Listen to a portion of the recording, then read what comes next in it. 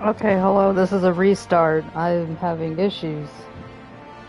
Yay!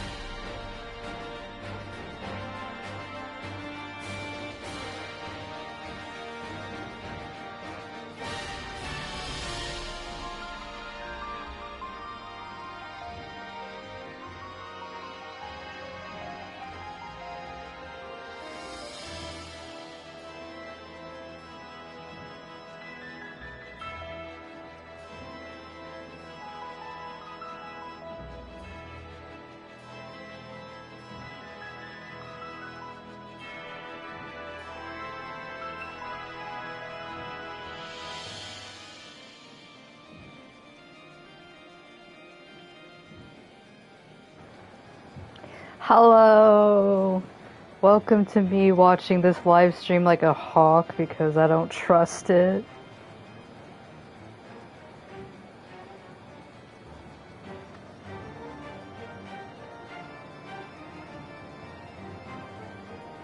Let's see what I got here.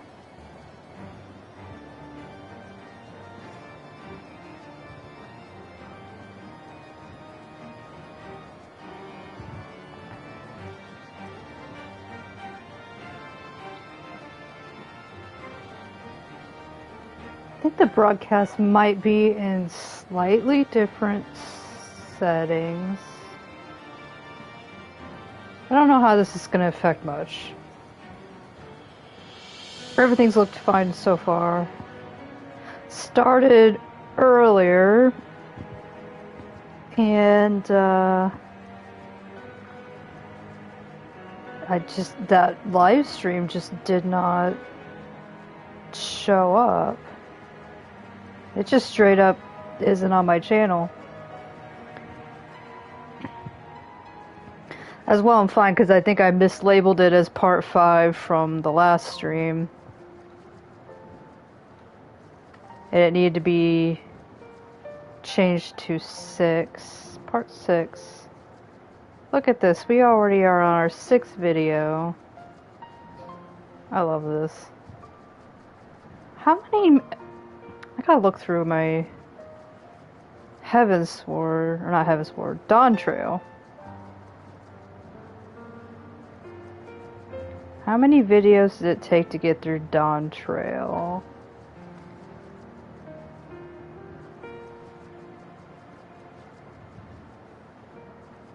Took 16 videos. That seems not like a lot at the end. So if we do 10 more videos, we'll be done with Heavensward. I think I went for much longer periods streaming Dawn Trail, though.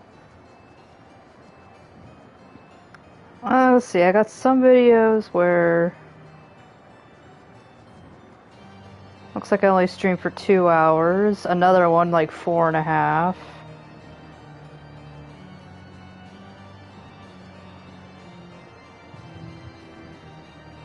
I bet if you rounded up, looks like I streamed for around 3 hours each video.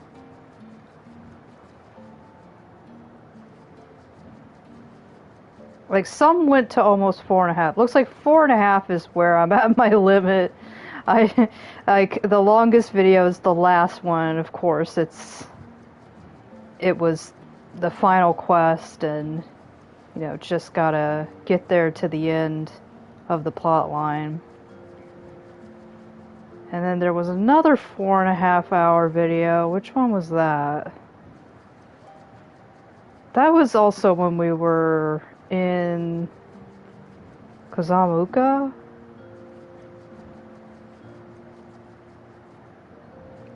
Yeah, that was, I think, trying to get to one of the boss fights. I mean, the very first video I streamed, it was 2 hours, and I do remember I was getting through some travel sickness. I had been on a train for long periods of time, about a few days prior to when I started that one up.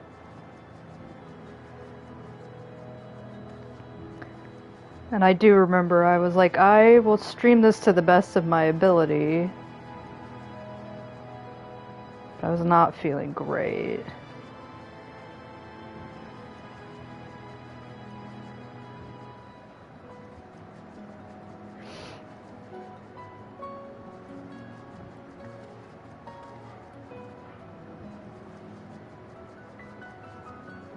I can't believe my first solo video was actually about 4 years ago, doing the Thaumaturge quest with Zuyaya. You know, I need to do the Black Mage quest to showcase that, don't I? I'm trying to look at all of my...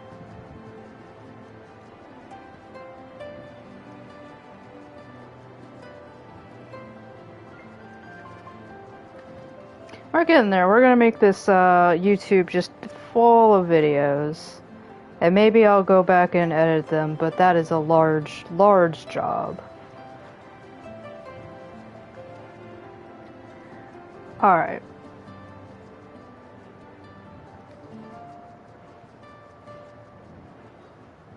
Given some time for people to see my link. I'll go for on 6:10 p.m. That's when we'll start. I'll just have a nice little chat about channel statistics until then. I mean, this is all for you, my close friends here who tune in. And if that's who I'm live streaming to, then that's fine. Even if it's to myself, I'm going to live stream. I just gotta make sure to do it a little bit more. Because I did it quite a lot when Dawn Trail was released, but then now it's like, go long periods because it's only when the patch does its update. I didn't quite record all of the job quests in Dawn Trail. I did the role quest for healer, and well, you'll just see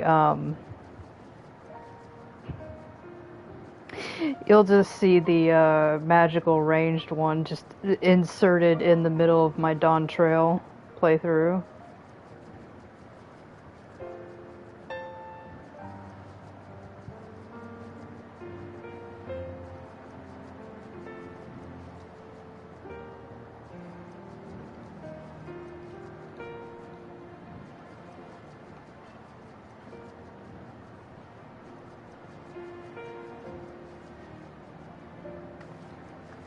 You know, I wonder if I should... The channel thumbnail is just Yaya as she appeared in Shadowbringers. which now has to be 6 years ago.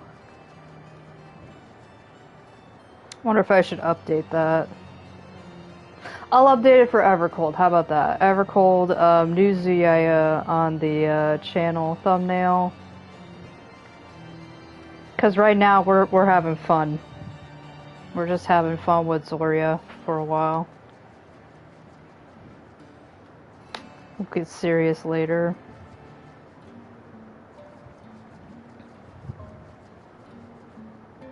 Wonder if I should get a thumbnail for Zuyaya.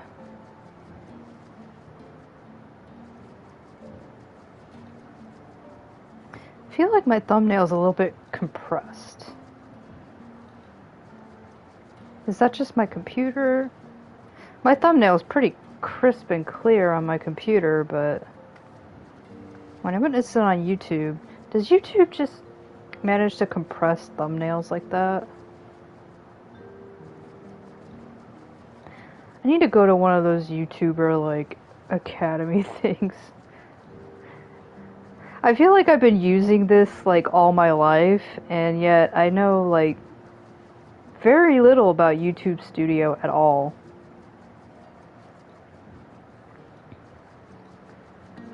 Actually, can I edit this one?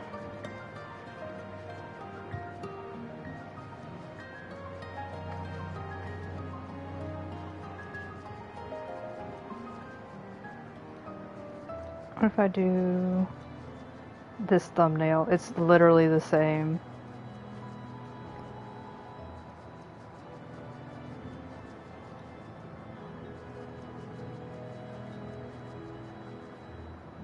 The thumbnail still looks a little bit compressed. Just a bit. I wonder why. I'll have to ask the YouTube gurus. Because my thumbnail, when I created it, I mean, it's smooth.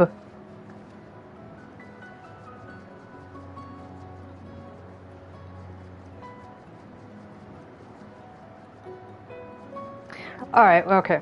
Well, we've dilly-dallied enough. So, we're gonna do the Airy, and... Gosh, there's a whirlwind of cutscenes that happen after that, so... I don't know if we'll make it all the way to Bismarck. That seems a little bit ambitious. But probably Bismarck by next week, right? Yeah?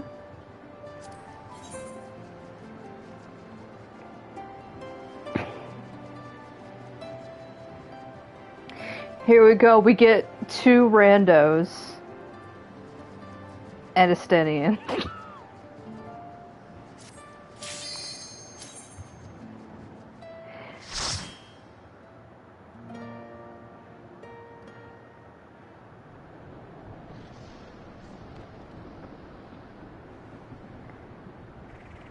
Like, I can only imagine we're just at the gates and we're like, hey, you want to come? And these 2 guys are like, I guess. What are you doing? Oh, we're gonna kill Nidhogg? And they're like, oh shit, they're already on the... We just don't tell them. We're just like, you want to go kill some dragons? And they're like, yeah, I guess I'll go kill some dragons. And then it's like, cool. It's Nidhogg. This thing's like, the power of Christ compels you.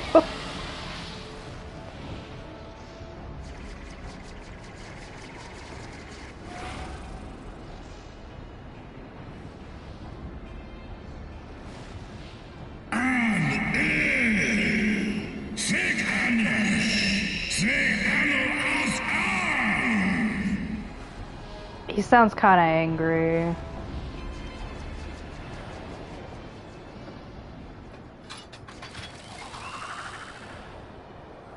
Engage.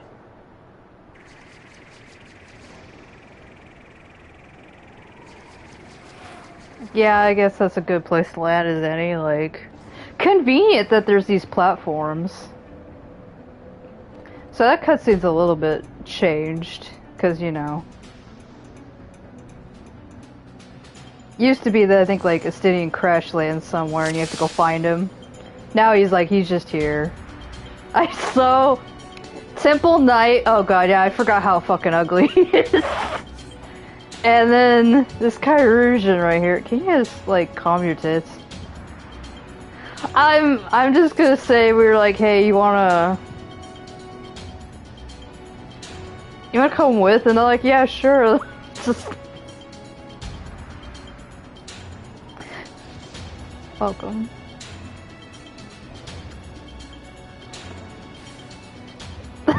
Simple Knight's like, these lightning strikes, are they the work of dragons? And Estinian's like, never mind. Like, we gotta hurry.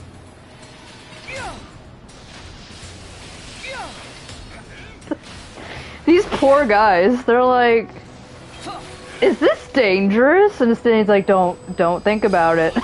Don't think about it.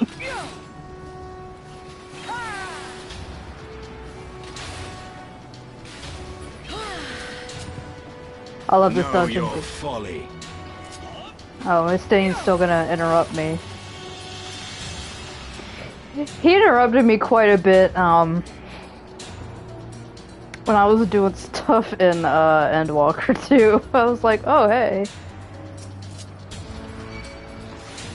And if you see my Dawn Trail videos, oh my god. Dude, these guys like to talk. Right now, we're saved by the fact that Temple Kyrusian and Temple Knight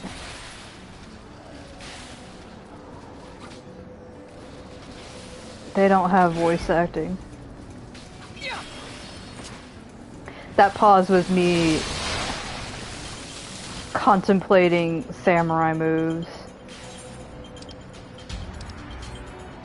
Did there used to be anything here, or was that just like enemies just stand there? I've done this dungeon a few times since it's just been slightly changed. I think this is the one. I like that Estinian's now, like, talking about the lightning, and it's like, didn't you want us to shut up about the lightning?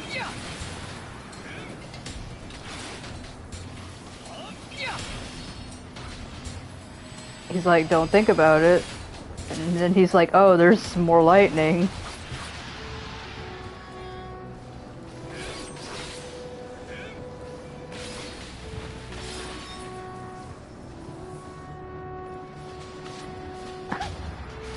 I almost think it would be funnier, though it wouldn't work out well, is if you just went into this dungeon with you and Estinian alone, like nobody else came with you.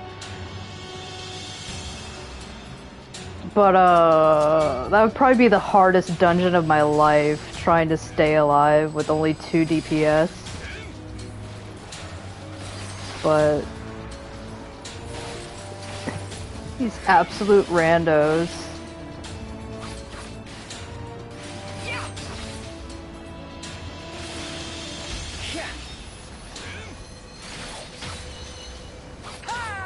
Like, I severely appreciate that we can solo this dungeon with NPCs, but these 2 random people are just, like, taking me out of it. It's just always like, why are you here? Your lightning won't save you now. Estinian, let it go.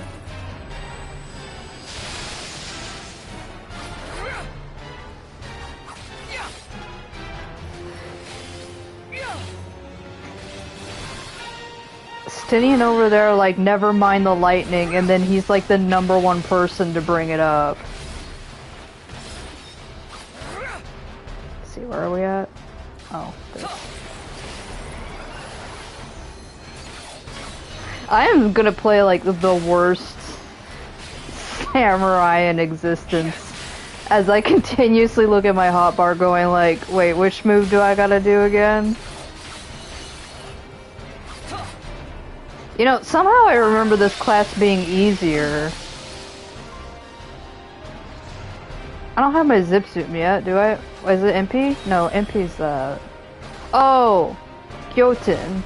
Gyoten is it. Why do we have Yaten? I mean, not that I'm complaining much, but... Why do we have a... Oh, what's that bard move?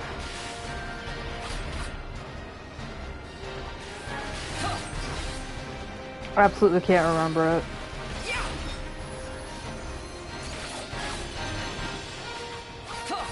You know, constantly doing 3 things here. I'm talking, keeping an eye on stream, and I'm trying not to mess up my samurai rotation, which I just did. Don't pay attention to that. Like Astinian says about the lighting, I'm so glad that that lightning tether mechanic is not happening to me. Because I would be absolutely decimating the field right now. Just need one more. There we go. Let's keep moving. Okay. There. I'm like, where is keep moving, Astinian?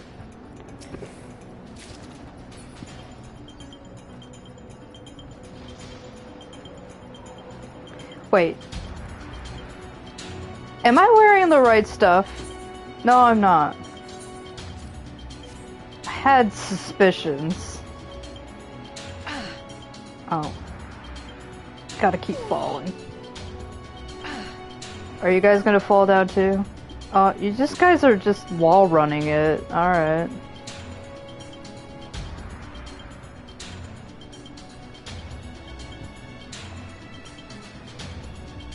A terrible dragon appears before you.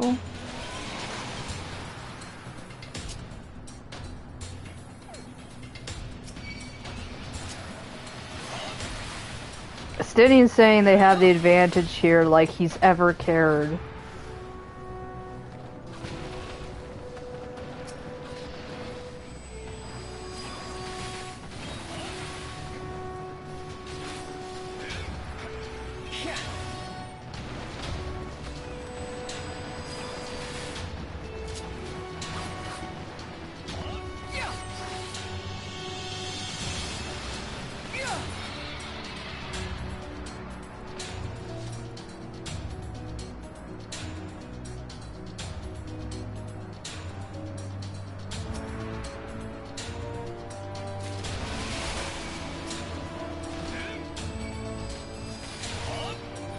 I think we could do a few more. What do you guys say?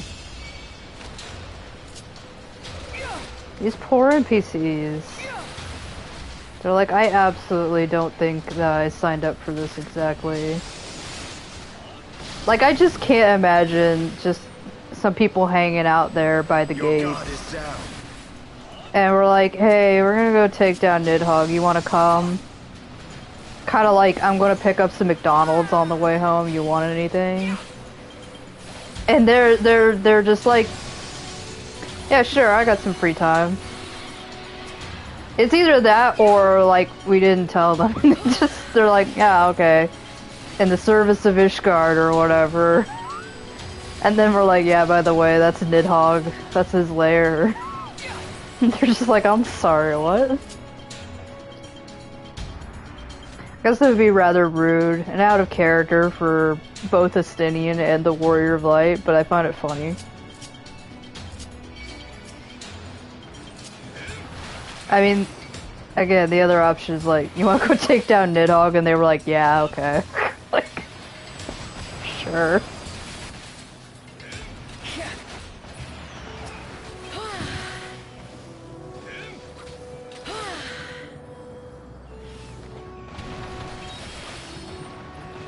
I would say lore-wise, actually, it still makes more sense if you're in a group of Warrior of Light for this dungeon. Know your folly. But we couldn't take Amric, and we couldn't take Alfino, and that was our tank, and that was our healer. So... You had it your way, Stedian.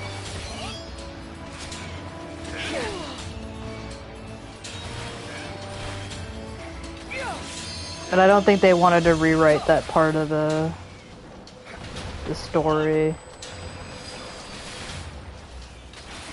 That was originally written whereas Stedian's like, no Aymeric, you're not coming, and no Alfino, you're too young.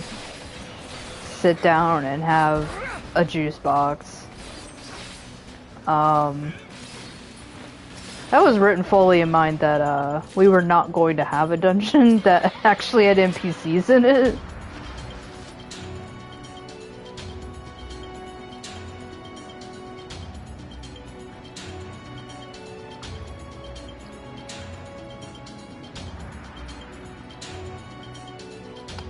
Alright, I believe, yeah, this was the fight that I was yapping on about in Samal.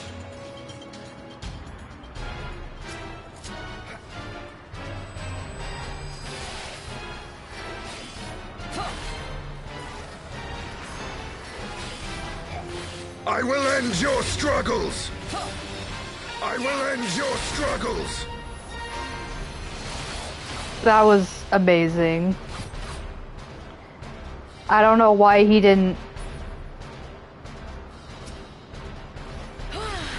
Estinian was like, no, I want to LB over here, but he had to like restart his entire line.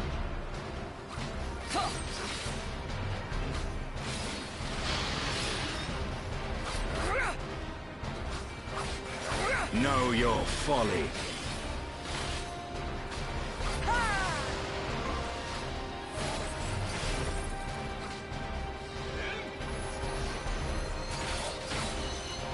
Is this right? Yeah. Saw the NPCs all go over there and I was like,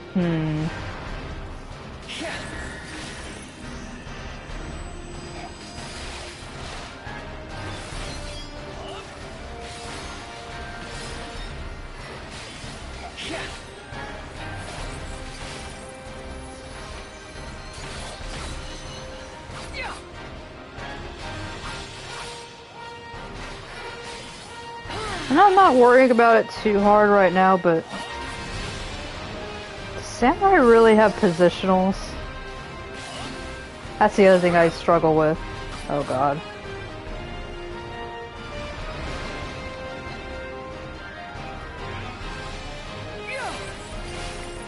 I'm super bad at positionals. I lived my entire life as a black mage, or just generally ranged. I don't ever concern myself with the likes of mortals and their need of positionals, as I still struggle with Kasha of all things.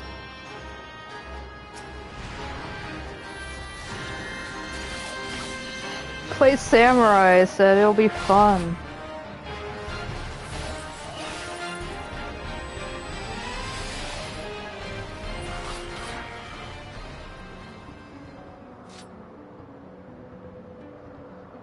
Yeah, that Temple Knight is like, I think I signed up for something larger than I could handle. Did I pick up anything? It all seems to be healing gear. I think I picked up like healing boots earlier. It's all in here. Hello guys, you're big.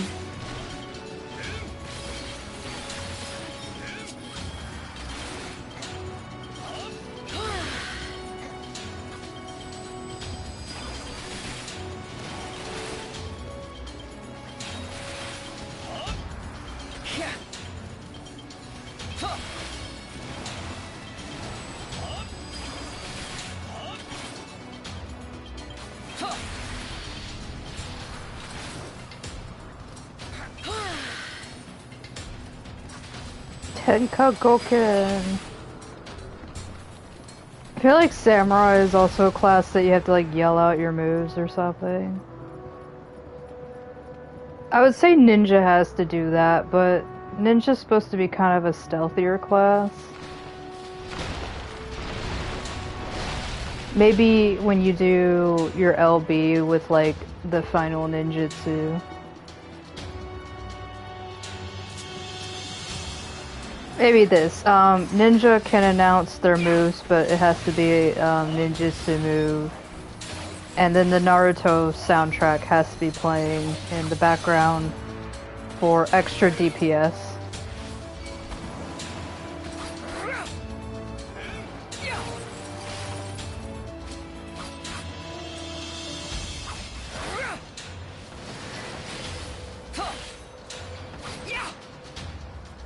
Like on Zia, I have this class registered under Rurouni Kenshin. Do the youngins still watch anything related to Rurouni Kenshin? That was my childhood. I would come home after school and like it was either Toonami or something like it would always have it on. And that was back in the days where it's like, oh my gosh, they're putting on anime, like, what a treat. Because you didn't have access to anime otherwise. There was no Crunchyroll. In fact, anybody who can remember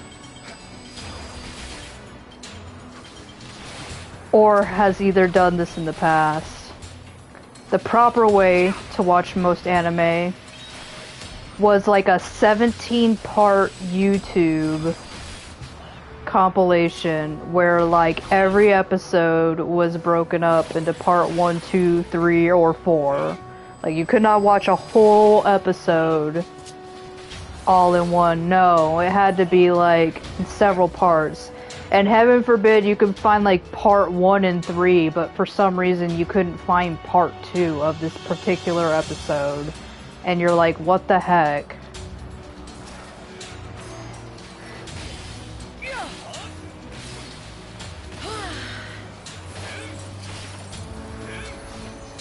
I seriously think that's how anime was supposed to be enjoyed. Was just, several disfragmented YouTube videos, and you prayed that you didn't click on part 2 that was in Spanish. Because that was the other thing. You'd be like, okay, English subtitles for this one, and then the next one it led you to was in Spanish.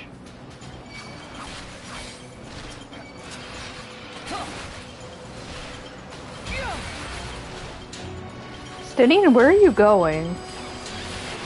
He got lost.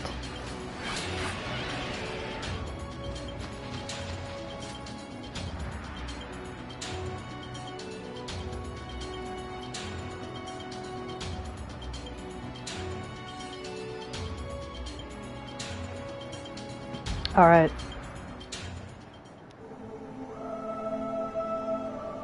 I'll miss the days where Stenine looks like trash in this fight.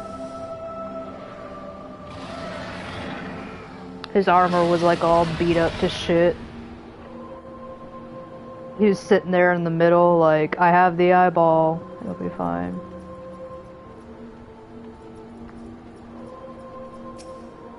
Alright, Temple Knight, Temple Kairujan. Are you ready? They are absolutely like shitting their pants.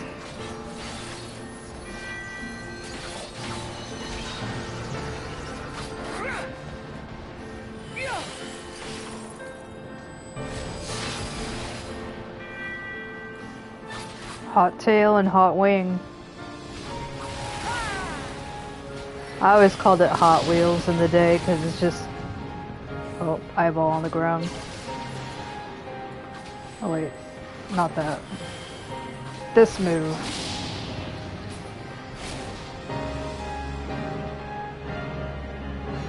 Now we actually have mechanic. No, Kairujan, no.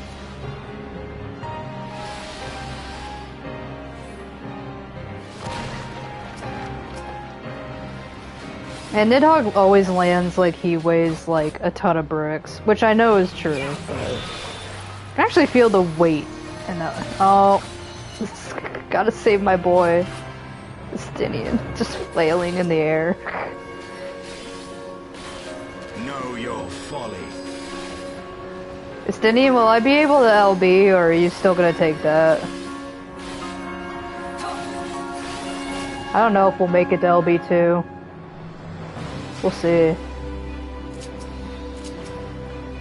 I'm so actually grateful that they all just appear now like this. I don't know, like, the way this ad phase worked as before in the past was severely just like a pain.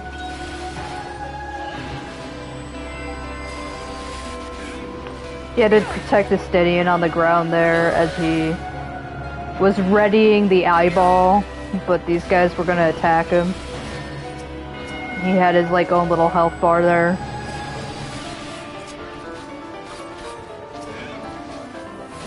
I'm pretty sure you could see it in Lark's and I's playthrough. It's now been a while.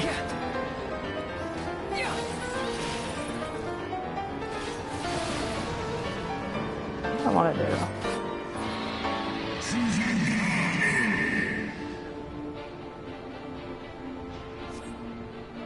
Stinian's like, I bet I could be angrier. Yeah, we're not even protected by the eyeball now. We just raw dog that, like, honestly. Taste my lance. Taste my lance. Okay. We heard it the first time.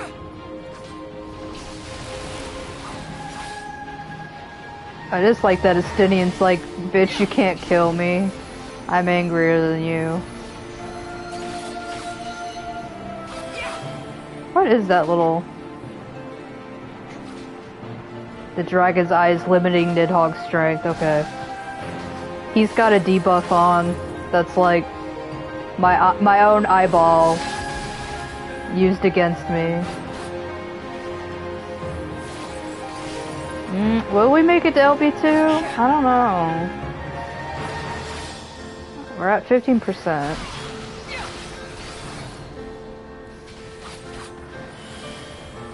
Do a few more swipes. Oh, he's gonna do... Oh no, not the Kyrusian, that's my favorite. My favorite character. Alright, we're just gonna LB1. Won't matter. Level up.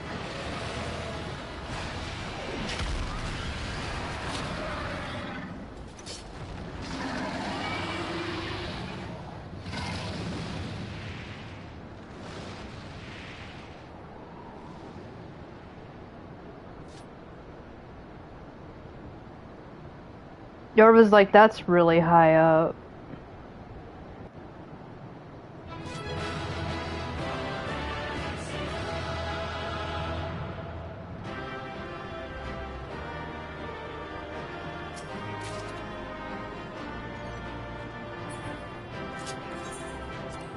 I don't think scouting's for me, no. It's slaying. I gotta remember that. All the melee classes just converge into each other. I'm very sorry, melee users.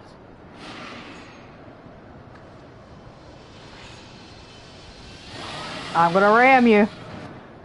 Then he's like, no.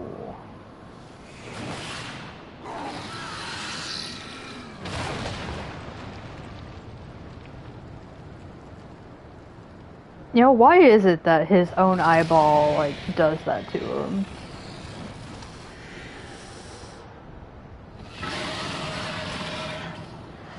I mean, I'd be kind of pissed off like him too, honestly. Thou wouldst use mine own eyes against me? Why does that work? Time hath done naught to dilute thy kind's depravity. I have not forgotten thee, Dragoon. My essence claimed thee once, and shall do again. You promise? Stinian's like, I got better. No, worm! This ends here! He's like, I'm different now. Even though I didn't change at all.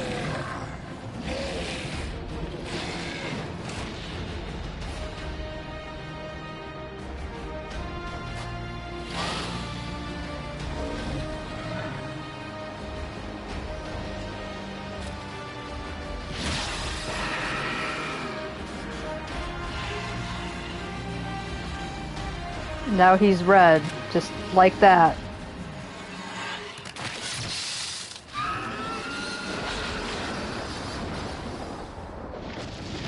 A little bit too giddy there.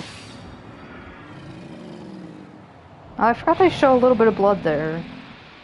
Yeah, I think like in real life, probably all that blood like splatters on him, but they can't like... They gotta tame it down a little bit, you know. Or else we're gonna get like an M rating on this game. So, you know, he just turns red. You gifted my people 1,000 years of suffering. Now I gift you an eternity in darkness. Very cool. Yorva's like clapping, like that's a really good line.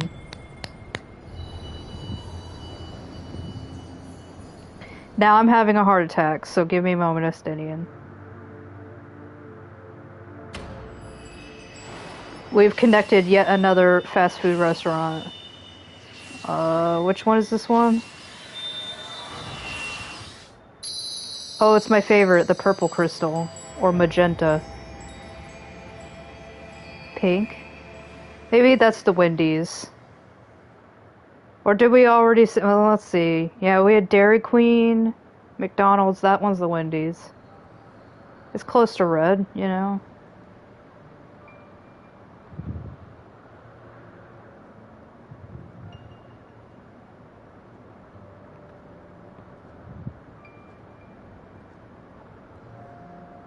That's a lot of dead bodies.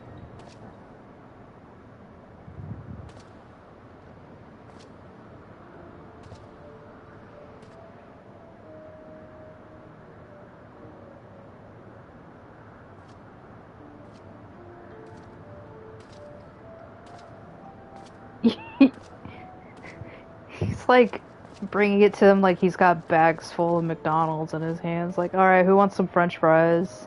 They are ours, Lord Haldrath. The eyes of Nidhogg.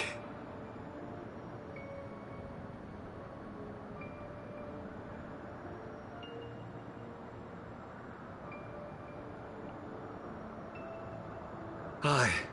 The worm lies broken and my father is avenged.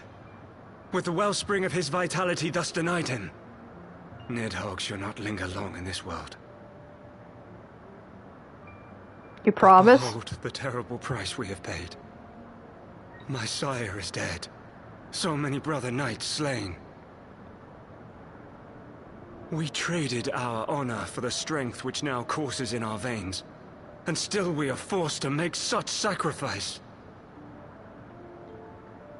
But not in vain, my lord. Hraesvelgr is the only great worm left in Dravania, and he dares not leave his lair.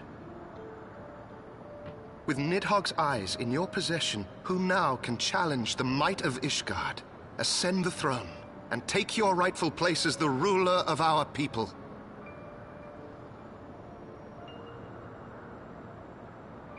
He's like, no, I'm gonna put this in my butt pocket. Nay, my friend. I must forsake the mantle of king. Though Nidhogg be defeated, his wormling horde yet darkens the skies with wings beyond counting. As one who partook of Ratatoska's strength, it shall be my penance to bear a knight's arms until death grants me leave to retire.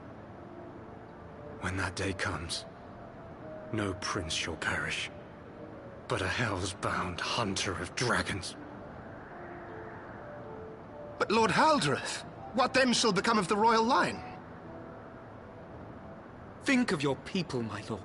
Without a king, who will the common man turn to in his hour of need? How will he find his way without your benevolent hand to guide him? I thank you, Sir Flavian and Sir Silvertrill, for dispelling my remaining doubts. With men of such wisdom and compassion in service to the realm, displaying that Ishgard has no need of a king. But if you must bow to the demands of tradition, you need look no further than yourselves for one worthy to wear the crown.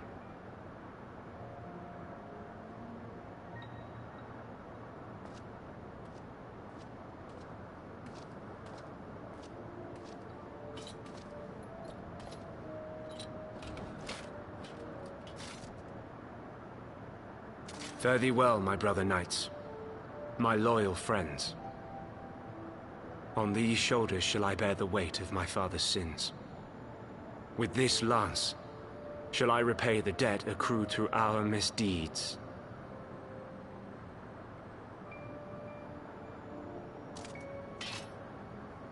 I'm glad all of that worked out well for you guys.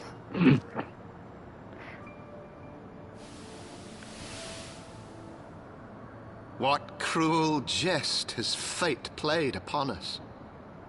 Have we seized this desperate victory only to lose a king? We can but act as our lord has bid. We few who remain must divide between us the rulership of Ishgard and her people.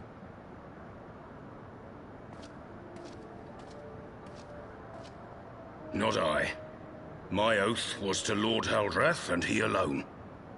If he is not to be king, then I would hang up my shield as well. Will you abandon us too, sir?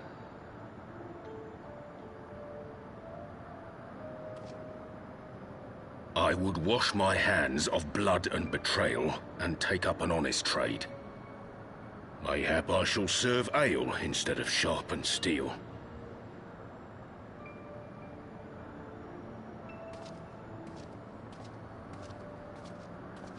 He's like, fuck you guys, I'm gonna go start a bar. Like, he's actually the realist for doing that. He's like, I don't want to do this. This is too kinky, too freaky. I'm just gonna serve alcohol to people. Forton, Heilenat, Dyrender, and Zemail. But 4 houses to rule all of Ishgard. And what of the throne? We keep it empty. Until the day a king rises once more, we must assume the role of stewards. We shall shape our nation anew with a history of our own making, and let the truth of this dark day die here, upon the battlefield.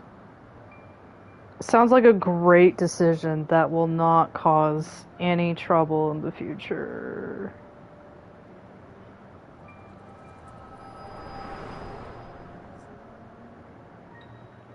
Yorva's gotta be like, that is the worst case of indigestion I've ever had. Like... What ails you, friend? Are you wounded? I need Tums. Hurry. You have borne witness to history. To the culmination of the first battle with Nidhogg. The legend of Ishgard's founding tells that our ancestors were led to the land of Kurthus by the valiant King Thordan. In the midst of their journey, they came to a wide chasm, where they were set upon by a great worm, Nidhogg. A furious battle then ensued, with Thordan leading the van. Sounds like a brave great king was lie. slain defending his people, his son, Haldrath, the first Azure Dragoon, fought on undaunted.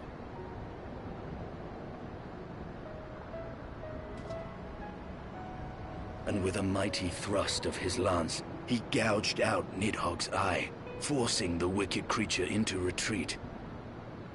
Thus did this eldritch orb become a sacred treasure of Ishgard, lending its power to every knight deemed worthy to bear the title of Azure Dragoon.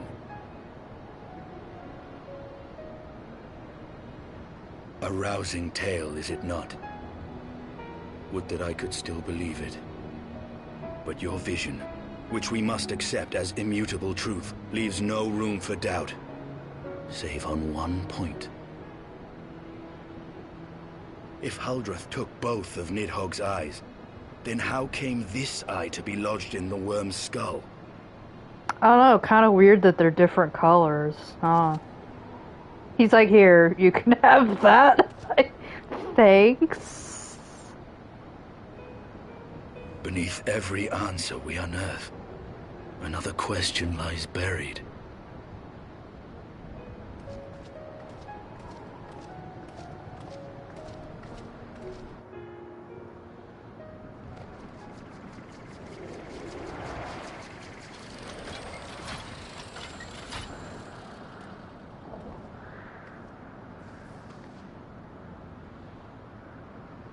'Twas a fierce battle, but one I knew we would win. Your fame is well deserved, warrior of light. Full proud am I to have fought at your side. I would fain return with all swiftness to Ishgard to inform the Lord Commander of our triumph.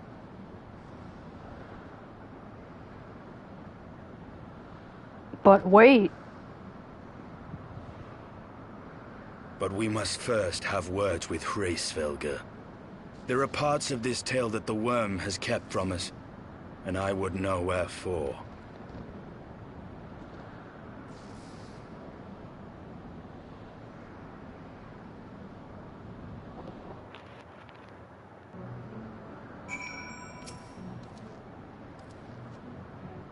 Though Nidhogg is fallen, my heart is yet heavy. I am disturbed that the eyes are different colors. And this stain of corruption pleases me not. When all has been put to rest, I must needs forge my armor anew. You promise? Like, how about you just go take a dip somewhere?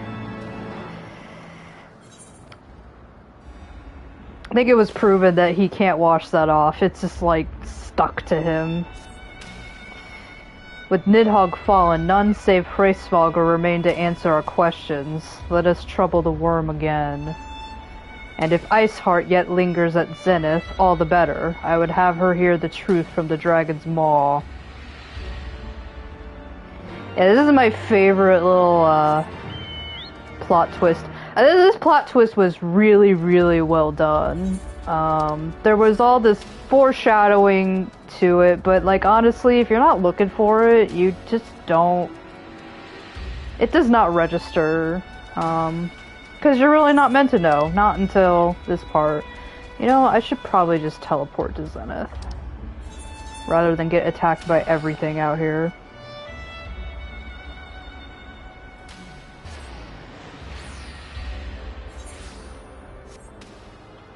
We might have discussed this on the other live stream, but this is kind of why, like, the writing of Heavensward was one of my favorites. Like, again, when I showcase Shadowbringers and Endwalker,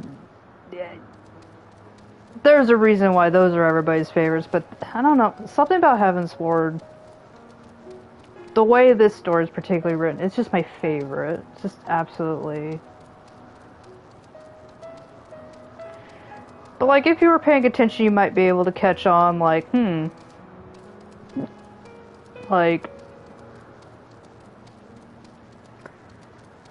Why is Nidhogg's eye a different color? She has scarce moved since we last parted. Yorva's like, Estinian, if you got told off like that and all your fanfiction got deleted, I think you would also just be frozen here. Hraesvelgr's confession will soon shake her from her stupor. I want a review. She's been standing here. We went back, resolved the whole Nanamo plot, had to wait several days for the mana cutter to be operational. We talked with Aymeric and told Alfino to sit at home, and then we went to the Aerie and did all of that stuff. And she really hasn't budged. Like, I would too, girl. Like, I would too. 'Twas you, was it not? The furious screams of the dragons carried far. You have slain Nidhogg. What more could you desire from this place? Will you not pray Svalgr to mourn the death of his kin in peace? Spare us your sanctimonious judgment, Ice Maiden. We have a gift for the Great Worm, and a mystery that can no longer lie buried. Lady Iceheart, the Dragon Song War has all but consumed your life and claimed the many of your followers.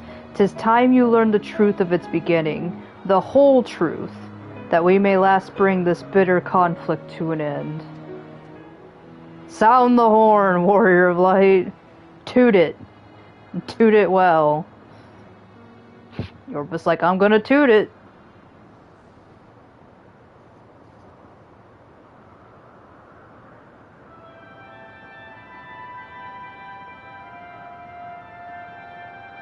Like, amazing that just blowing into it just creates that. Either that or Yorva's like really good at just like playing the horn. Like, it's like, wow, I didn't know I had that talent actually.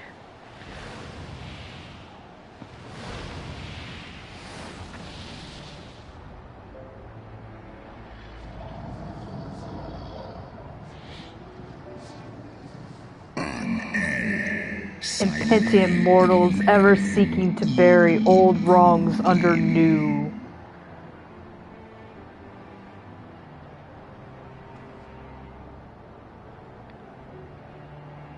Or it was like you dropped something. I did sense the moment of Nidhogg's demise.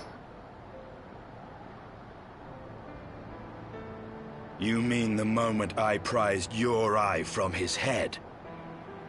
Yeah, that's kind of easy. Like if it's your own eyeball.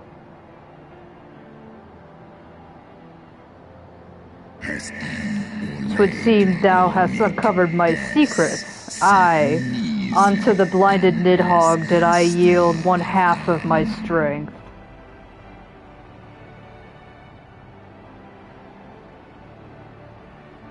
Yorva's like, this yours? You can have it.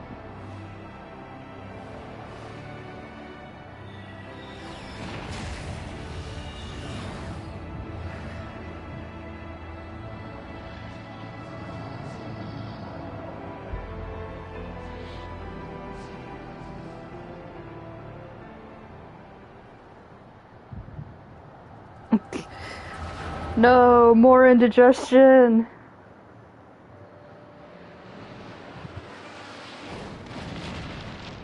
It is kind of amazing he flew here all the way blinded.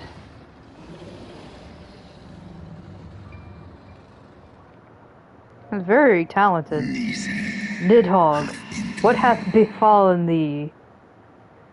They took my eyes! We are undone by covetous mortals. They did take Ratatosker's eyes and glut their appetites upon her essence. My brand, look with your eyes. She is slain then. What madness hath unmade our peaceful accord? What about my wife? Did I not warn thee, brood brother? They have been untrustworthy creatures, these short-lived Elezen.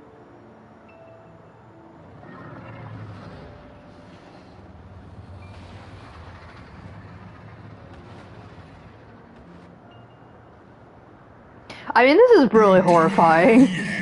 But thou wert enchanted by thy mortal maid. Maidenless Nidhogg.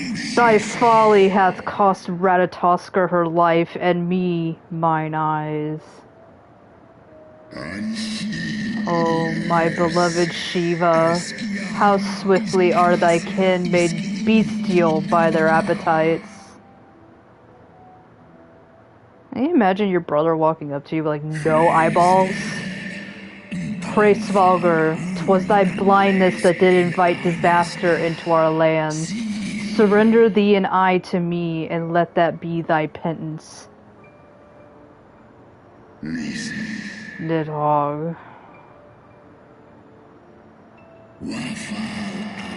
I will have the worst eyesight.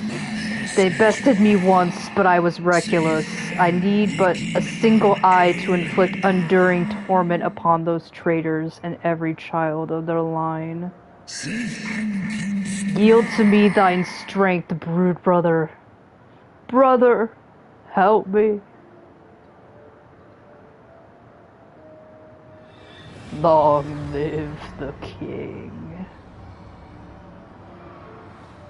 I mean, he's so right for this, though. Like, Hraesvalgr did nothing wrong. Right? Like, my vengeance is begun. I mean, Estinian's gonna know that, like, this is the reason why his family died. This is why so many people died. But honestly, like, what else were you supposed to do?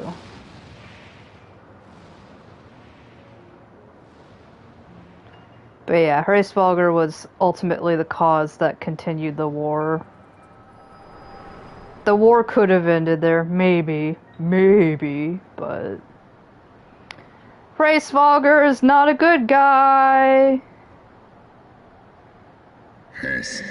Thou hast borne witness to a scene from my past. Because, oh, even Ysel. Ysael's like, oh shit. It was yours. Your strength that sustained Nidhogg all these years. Would that Haldrath had dealt the worm a killing blow. When my brood brother did appear before me, bloodied and blinded, his life was all but spent. He demanded half my vigor that he might exact his revenge upon the mortals who had wronged us. And so you acquiesced. You surrendered your eye to Nidhogg, knowing full well the suffering he would inflict.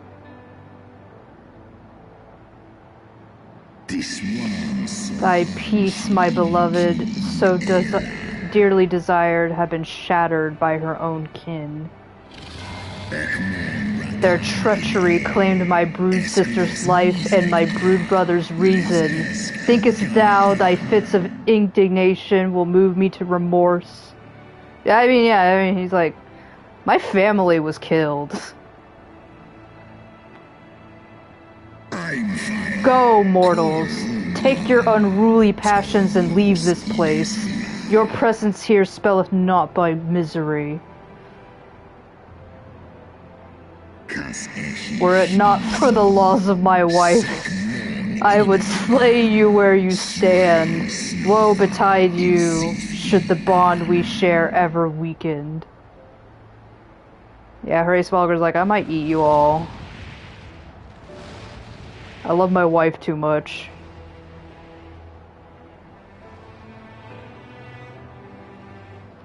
There you go, that's who you wanted to bang real hard, Ysel. Ysael's like, oh man. Oh. She's still the type of girl who's like, should I call him though? And thus did betrayal beget unending vengeance.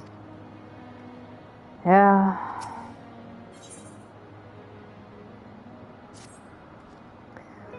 Though he lifted not a single claw, 'twould seem that Hraesvalgr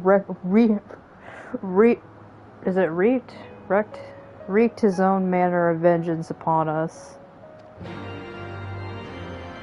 I mean, I don't blame him. Like, I know, cool motive, still murder. But like... 'Twas my life's goal to slay Nidhogg. But I find there is little joy to be had in its accomplishment. I don't know, you looked really giddy when you did it. You have rid the world of a hate-filled creature, and ended a bloody war in so doing. I lost my family to Nidhogg's flames. And 'twas with fury in my heart that I took up the lance. Every blow I struck in the name of vengeance. We were not so different, he and I. I will not judge you for your deeds. I have not the right. Too many innocents have perished in the name of my greater good. Yet even with all that has passed, the tale is incomplete. We're missing an eyeball! We are short a great worm's eye. Of the pair which Haldreth took from Nidhogg, only one is known to us, the one I bear. It's in my butt. What then became of the other? It's in somebody else's butt. Why did Nidhogg, who had taken such pains to prolong the Dragonsong War, suddenly decide to hurl his entire army against the walls of Ishgard? Lord Commander. Aye. The deed is done. Nidhogg is slain. What? In the city? A battle with whom? At once, Lord Commander. Hold firm till our return. Fighting has broken out in the city. Lord Emmerich was sparse with the particulars, but it seems some commoners threw open the gates to a force of heretics. I gave no order to attack. Are we to mark the end of the Dragonsong War by spilling the blood of our own? Mayhap Hraesvelgr was right about us. Let us away, Warrior of Light. The people must be saved from themselves. Wait! I would join you! There has been enough violence. I will appeal to my people in the city and make them see reason.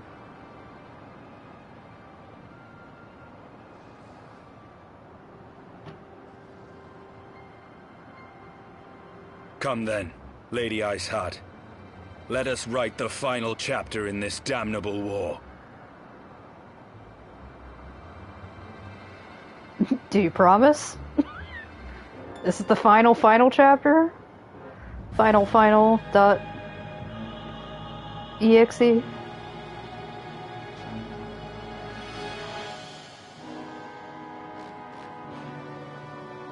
Meanwhile, at the Council of Evil...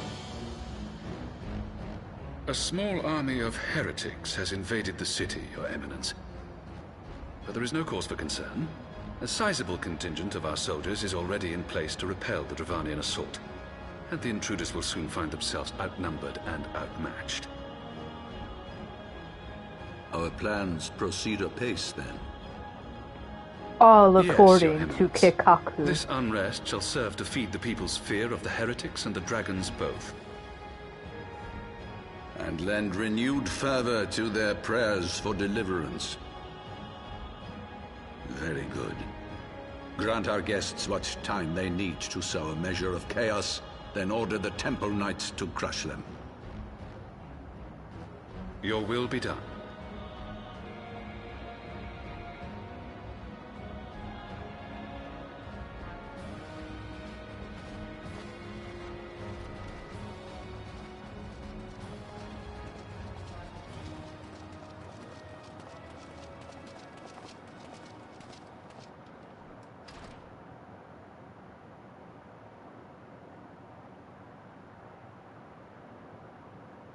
He's like, oh good, I've been holding in this fart for so long. And Labre is like, is at hand. I'm still here. And he's like, oh shit. Labre, Excellent. All shall soon be in alignment.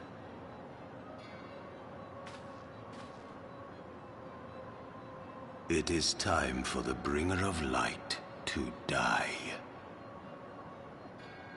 You promise? This is gonna be the episode of the You Promise?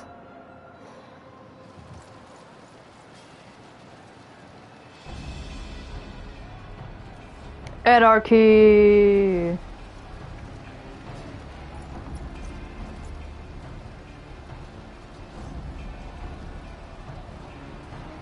This moment is always my favorite. He's like, Stain's like, look, just... Come on. Archibald's like, alright, I don't fucking care what's going on. He's just like, cool. If Warrior of Light nods their head, I'm cool with it. There!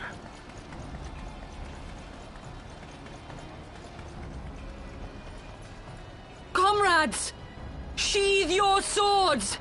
There is no need for further bloodshed! They're like, My lady! but this is why we signed up for Dairy Queen. Come! Wait. Oh. It's like Iceheart, here's your anarchy. Hear me, brothers and sisters! The war is ended! Nidhogg is no more!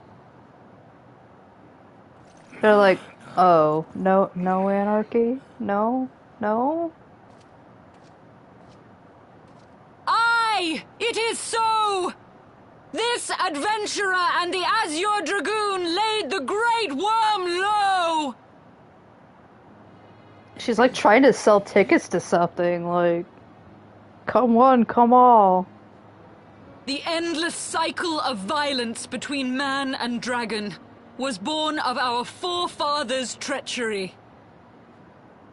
You have followed me, bled with me, to bring this truth to light that we might all know peace. But Nidhogg is dead. Nidhogg is dead, my friends.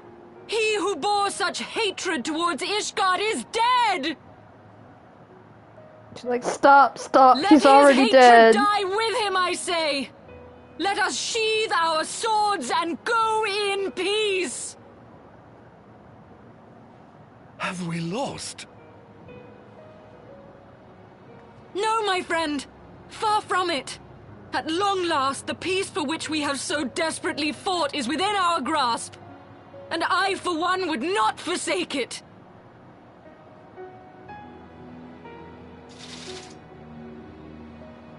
Peace?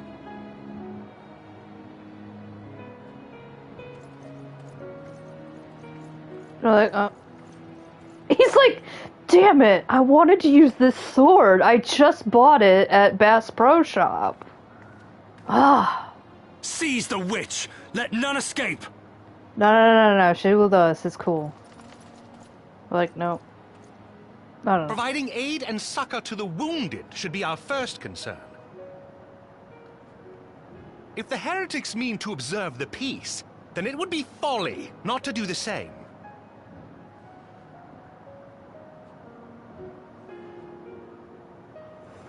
Hello, welcome. We've killed Nidhogg.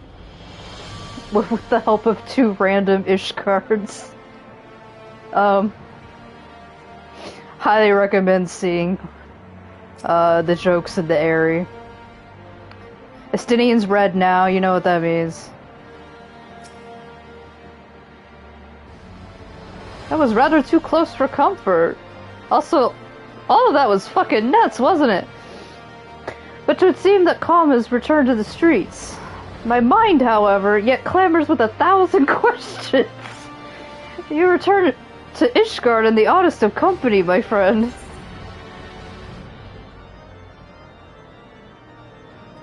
Yeah, this is the Ann Knuckles portion of Heavensward. You know, we've killed Nidhogg, now we get to have peace, right? Like, surely nothing else is going to happen in this story that's, you know, even worse than Nidhogg, would there? They wouldn't do that. I confess, I was more than a little dismayed to see you in the company of Lady Iceheart. Whatever's going on, Yorva? Yorva's like, it is a very long story, Hashfont, like, very long. I'm gonna say it in 1 second. Beg pardon? You traveled to the Churning Mists together? Along with Estinian? There's a lot you missed. I didn't even get to the part about the Moogles yet. Never was there a more unlikely alliance, nor one so magnificently effective and sexy. Nidhogg, dead. The heretics, pacified. Me, hard. Father and Sir Aymeric must know of this. Let's not mention the last part. I don't think anybody else needs to know that. Let us break the news to them together. I will bring Sir Aymeric to Fortom Manor. Yorva's like, let him have a few moments alone with the Lord Commander. Yeah. Yeah, it's an excellent suggestion. We should just wait at my house for a little bit, and then you guys can come whenever you're, ready. Very well. Yorva and I shall wait you there. I get to have a few moments by myself with the Warrior of Lights.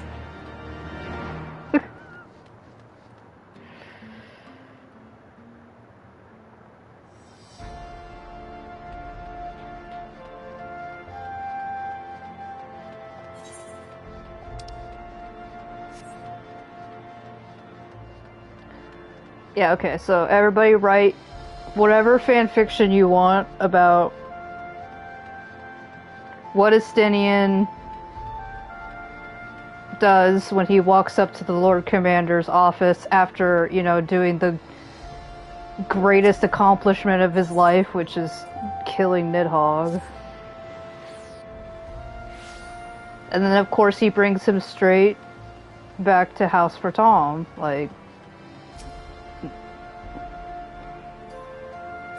Welcome! He doesn't have any other dialogue. This is the same dialogue he's done the last 4 times.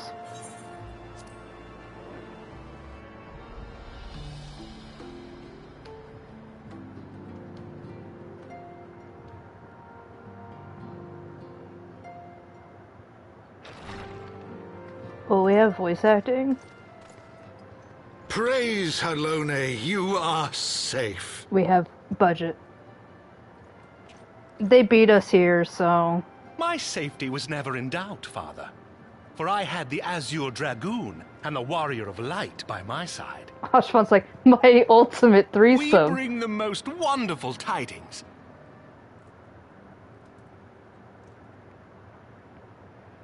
And there was Moogles, and... Yeah, and then he stabbed him in the eyeball, and... The infamous Lady Iceheart? Here in Ishgard? This is most unexpected. She has done much to quell the violence. The Inquisition may not approve, but we are glad of her presence.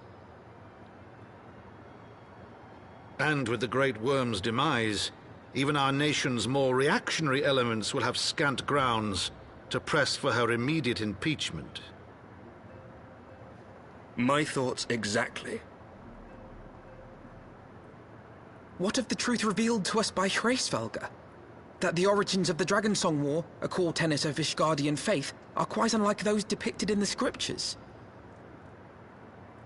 Politicians men lying and to us? once lived together in harmony, and that it was man's treachery which shattered the peace and plunged our peoples into war.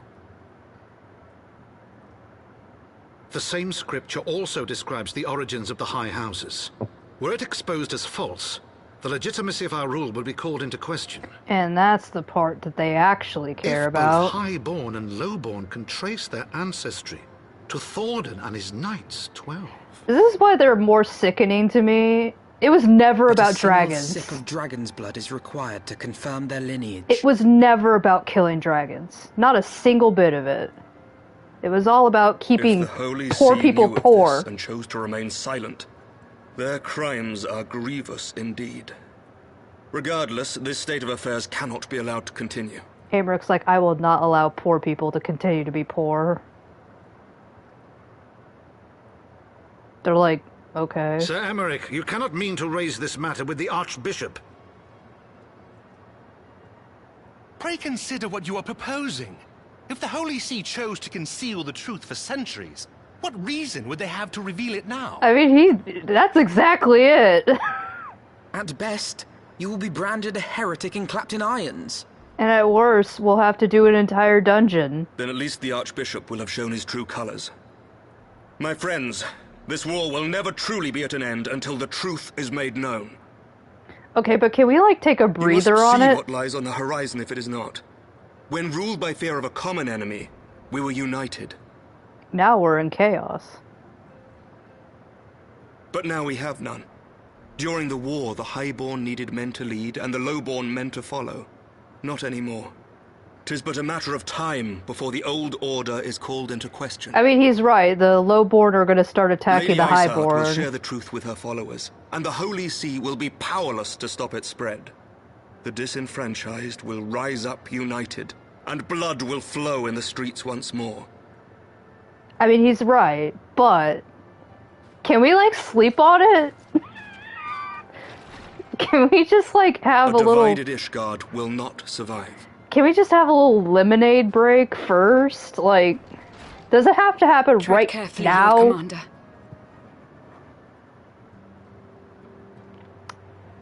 He's very impatient.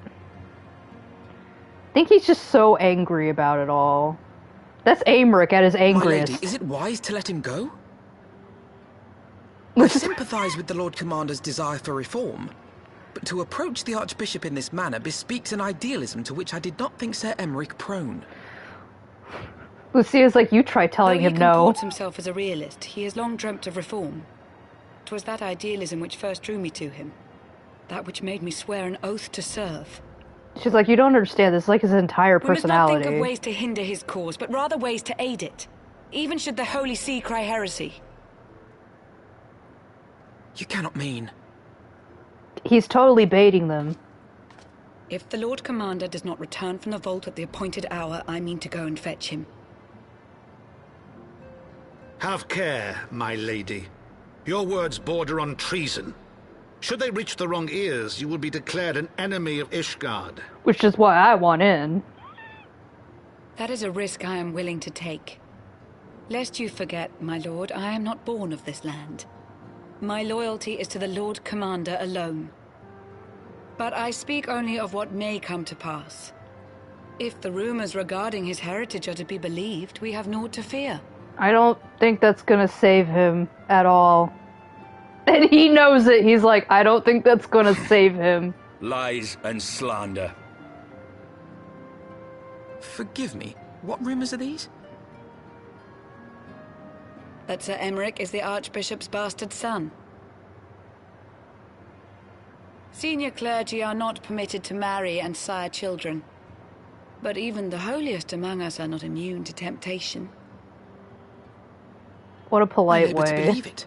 Sir Aymeric is truly the Archbishop's son. He has never been publicly acknowledged as such. But the rumors have plagued him since childhood. That he rose to his current position, despite being despised as a bastard and accused of profiting from his father's influence, bespeaks the quality of his character. That's the lies and slander part. You know It is my Thornton hope did that on shit this all occasion, for him. The burden of his birth will work in his favor. Should our worst fears be realized, the Archbishop will not be so quick to execute his own flesh and blood, affording us time to mount a rescue. Bastard or trueborn, he is our nation's best hope. If the Holy See dares to threaten him, I shall lead the charge against the vault myself. History says they were Hear, best hear. friends. The future of Ishgard rests on Sir Americ's shoulders. I too will do mine utmost to aid his cause. Alchifon's like, that's my other Orshaphon, fantasy be threesome. reasonable. His father's like, Alchifon, please stop talking about your A knight lives threesomes. to serve, father. To aid those in need. The people need Sir Aymeric more than ever. And we may be his only hope. Just like in Star There Wars. is no greater calling for a knight than to save the life of his fellow man.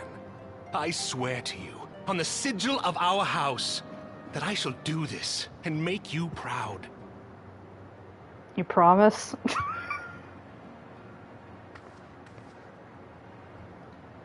Even you? Romantic, reckless fools, the lot of you. So be it. Make your preparations. I thank you all for your support.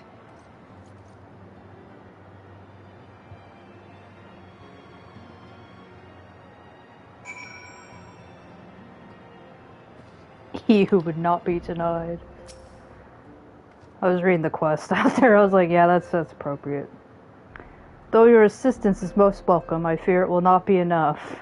We need, like, half the city. Few as we are, we will struggle to reach the Lord Commander. If we are to succeed, we must needs recruit others to our cause. Do I have a... Yeah. New pants.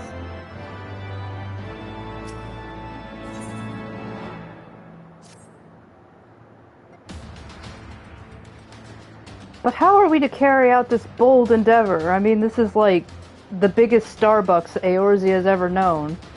Even with an army of knights at our back, a direct assault on the vault seems unlikely to succeed. I like that we just put down a revolt, and now we're like, hey guys, you want to stage a revolt? Like, no, you don't understand. That revolt was bad. Ours is good. You are correct, Master Alphino. Not even the assembled might of House Fortom and the Temple Knights would be sufficient. With the support of another party, however, we may yet stand a chance. You speak of one of the other high houses. Precisely the opposite. I speak of the revolutionaries rumored to reside in the Broom. 'Twas these disgruntled Ishgardians who opened the gates of our city to the heretics, I believe. The heretics are like, can you please let us in? We would like to cause anarchy. And then this faction was like, anarchy, you say? Sounds good. And then we put down that anarchy, and they're like, oh man, no anarchy. And now we're gonna come to them and be like, hey, do you want to start some anarchy? And they're gonna be like, anarchy, you say?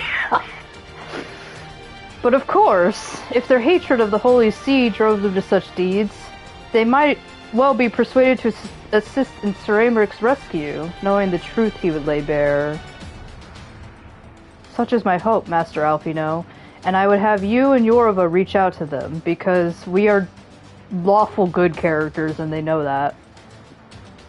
As a temple knight and sworn servant of the Holy See, any overtures I make are doomed to fail. I'm very easy to spot. This is the snack skip, but with anarchy. Yeah. But as outsiders, the two of you may receive a warm welcome, especially if you are known for anarchy, and I think you are. Very well. We shall seek out the leader of these revolutionaries and make our case. My thanks. Estinian, will your brothers heed your command if you order them to stand aside? Estinian's like, I have never once issued an order in my life. The Dragoons have no love for politics, my lady. They will gladly watch and wait while the Highborn fight amongst themselves. I don't even think...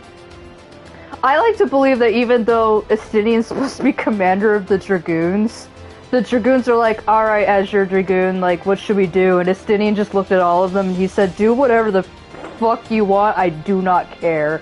And that is why the Dragoons are like, we fucking love Estinian. He has never told us to do anything.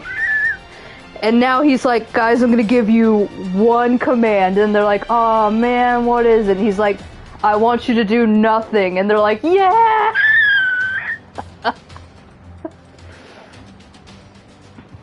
I can only imagine what Estinian's like as a boss. They're just like, yeah, my boss is Estinian Wormblood, and they're like, what's that like? And they're like, I've never met the man once. Like, he's never shown up to the office.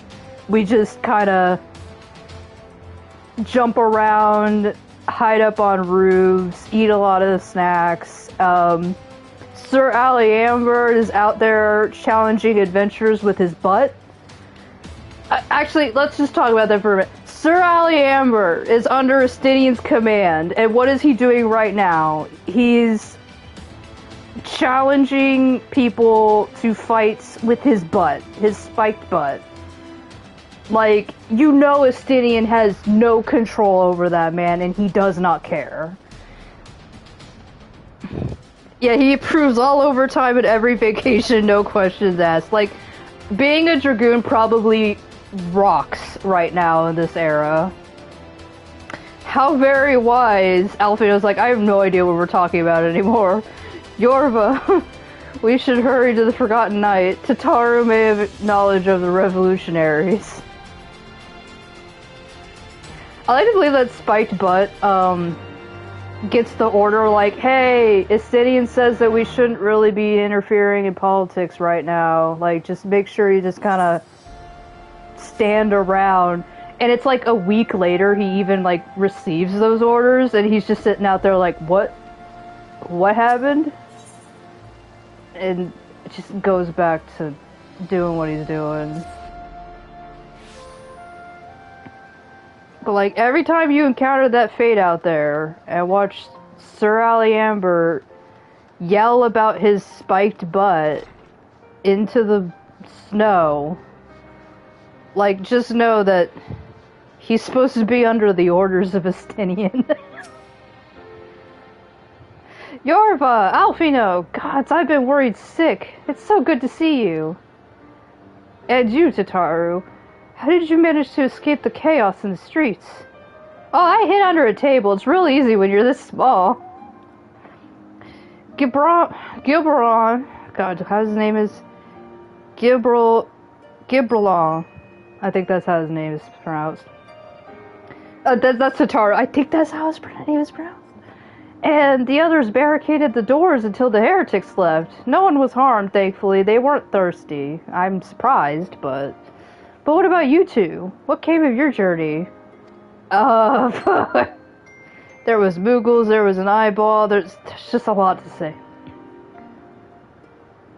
You're not serious? What was Sir Aymeric thinking? I mean, the way you two talk about him, I wouldn't have believed he was impulsive. I think that was always in him, we just didn't get to see that part of him, not yet. Yorva's like, he did want to go with us to fight against Nidhogg, and he made that decision, like, right then and there. Like, anyway, I've heard rumors of the people you're looking for, but I doubt they'll be much of use. The only thing I can say with any certainty is that they're led by somebody called the Mongrel. A queer moniker, if I've ever heard one. Probably somebody queer uses it. But mayhap it will make the individual in question easier to find. Come, let us make the inquiries below.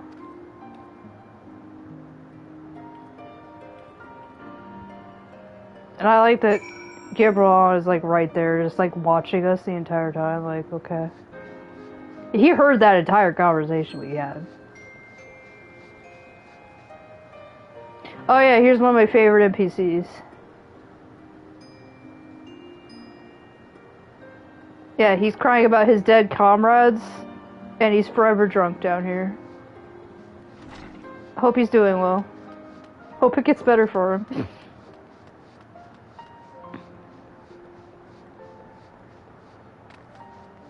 I'm gonna drop down on that guy's head. Just. Ah, what's that? Speak up! I can't hear as well as I used to. He's just lying. He just doesn't want to talk. When I'm that old, I'm just gonna tell people, like, I can't hear you. This guy's still throwing shit. I don't know, God's damn thing about that mongrel. Kid, should you be saying that? But if I did, you can be sure I won't tell you. My friends are pelting you with snowballs right now. I'm just a distraction so that they can keep aiming for your head.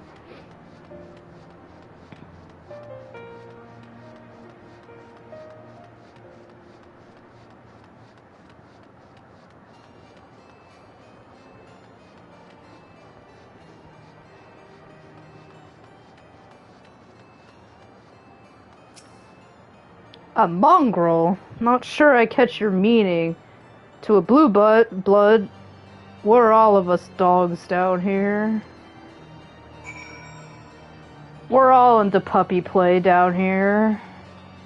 Yorva's like, that's not the part that I'm surprised about, it's just anything else. Yorva, what is puppy play? Oh, Yorva's like, nah right now, Alfino. Not a single shred of information, just as I expected. These revolutionaries would not have evaded capture for so long without the masses' complicity. Still, it is good to know that Tataru's ears are as sharp as ever. Let's see. Yeah. We're not gonna teach Alfie about puppy play, not today. Oh, you want that thing. Frustrating though it may be, we must press on. While I continue speaking with the people of the Broom, why not go and see if Gilbron, I think that's how his name is pronounced, knows aught of value? As the proprietor of the Forgotten Knight, surely he must have heard whispers of the mongrel before. Also, he heard our entire conversation that we were having earlier. We can only hope that he will be more forthcoming than the others. Makes me wonder why we didn't just have that conversation. Just turn to the bar and just be like, hey, Gilbron, do you know anything about this? Like, why didn't we do that in the first place? He's the only one who's, like, kind of our bro around here. And I'm pretty sure, like, Tataru has done, like, jello shots off of his bar top. He's seen things.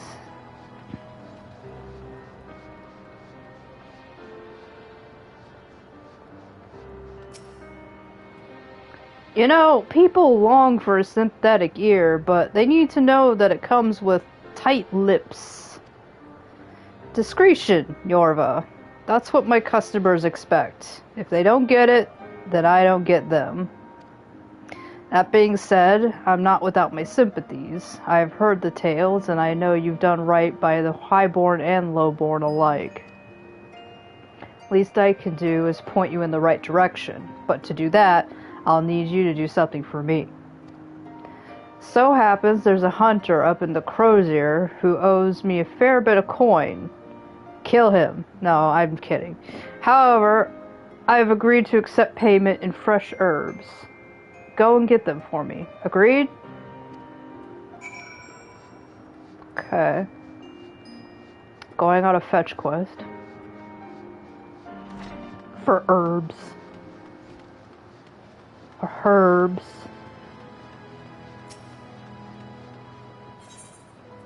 You know, you think that in the British diction they would have gotten rid of the H in herbs? But yet it's us Americans who are just like herbs. Manolane.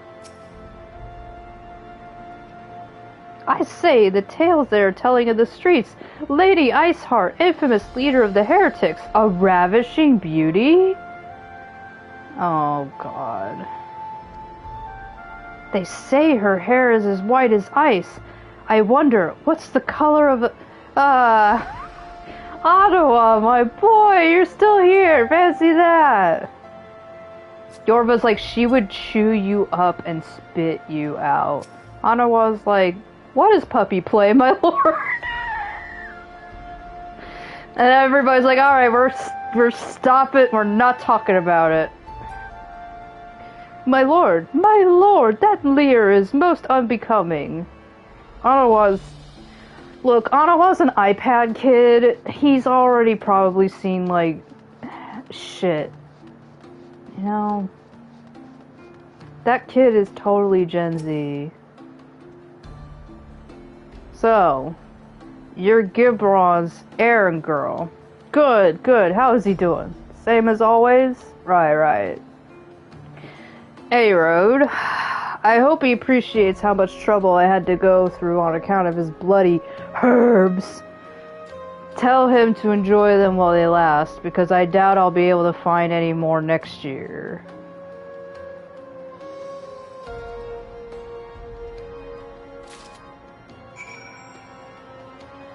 Touch fuck, he's tried to ask.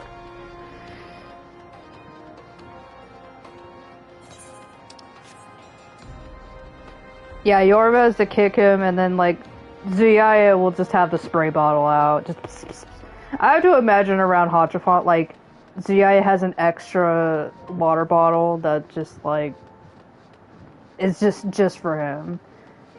And maybe that one also has, like, a little bit of vodka in it, just so to make it sting if it hits his eyes. She's very mean.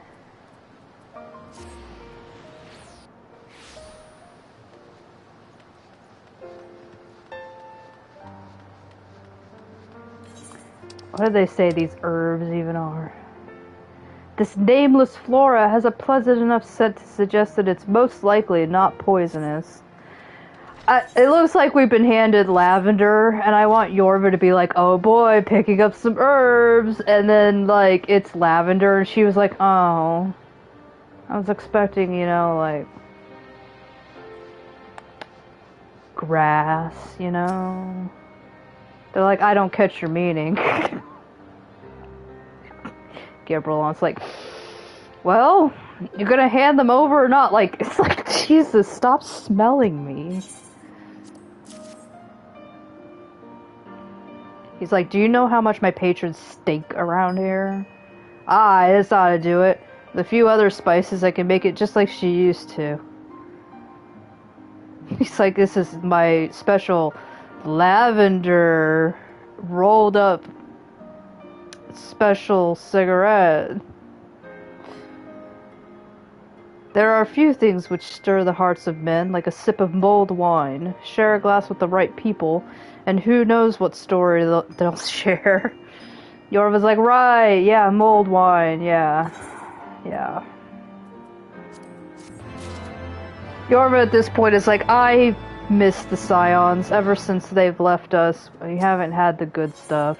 I like to believe that, Urianger supplies them with the good kush. Like, he's their, like, supplier. Now that I think on it, there's a woman I know who's rather fond of this blend. Hierithia is her name, and she resides in the Pillars. She's a maidservant to some noble house or another, or I forget. Anyway, be a shame if she didn't get to try some of this wine. Why not give her a bottle? And that was a real quick of you to get mulled wine. A whole bottle of it, you say? Wait, do I have to go back to the pill? My gosh, you guys have me going back and forth. Or if it's like, I was just there. Keep passing by Hira on hard times, and we're just gonna ignore that for a while.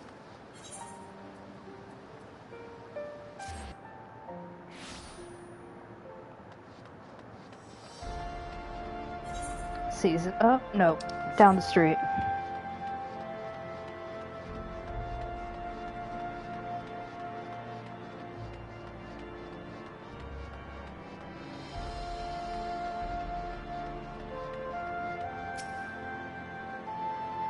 Yes, I am Hierithia. Beg your pardon, but do I know you, miss? You don't know me, but you probably know my katana. Everybody talks about it.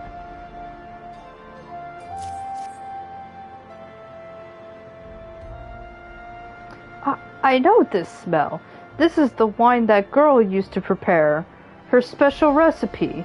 It must be decades since I last tasted this. Oh, the poor dear. Such a shame that she was taken in by that Baron. He cut a dashing figure, I'll grant you that. Tall, slender, long of ear. But those dazzling ruby eyes of his were filled with lust. 'Twas not more than infatuation what she felt. But she convinced herself it was love, and he couldn't help but take advantage. But when her belly started to grow, gods, the scandal! I mean, 'tis not an uncommon occurrence, but that it was with a Hure. Those dirty Hures made it so much... Well, I needn't tell you. She was discharged from the service, cast out onto the streets like so much refuge. After she returned to the Broom, we drifted apart. I only learned of her death years later by chance. Wonderful. Great tale. Yeah, so this really isn't expounded upon in any expansion after this one. It's really rife in A Realm Reborn, but Eorzeans do not care who you marry, but they are very fucking racist. Like, Makote and Hure getting together? No. Rogadin and Elizin getting together? No. Elizin and Hure getting together? No. They're like, I'll allow gay marriage before I allow a Makote and a Hyur to get together. They have no problem with queerness whatsoever, as long as you marry the same race as you. But yeah, this is still hinting at that. They don't really want to go into it any further, but like that's just a lore thing in this world. Is like you gotta just marry your own kind. If you don't, then everybody hates you. So the amorous nobleman beds his maidservant, then casts her aside when the seed takes root. Yeah, just like real life. Not the most original tale, is it? Cold comfort for the women and children who live through it, though. I can excuse racism, but I draw the line at animal cruelty. You can excuse racism?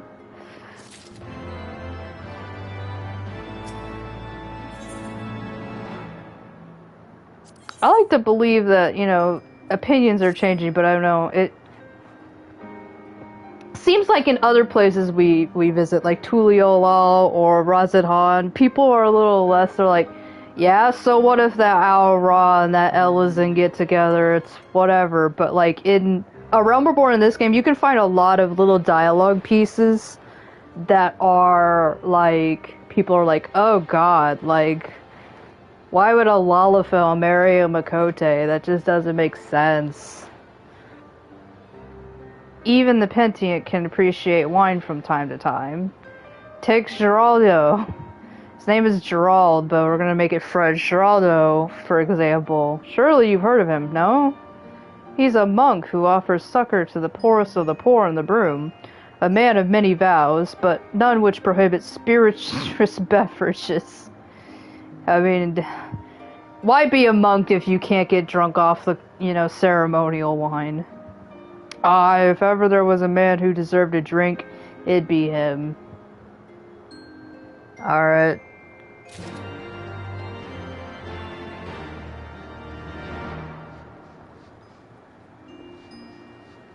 I think he's like in one of the holes down here. Can I just jump? Whee! My ankles are broken, but it was fast.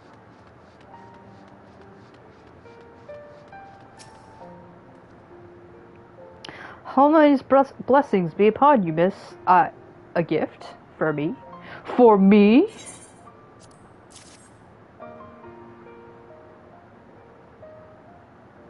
This scent, how reminiscent of a wine once made by a dear old friend. May her soul rest in peace. Forsaken by her family, she toiled tirelessly to feed and clothe her child. Yet somehow she found time to help me tend to those in even worse circumstances. So compassionate she was, so full of love for her fellow man.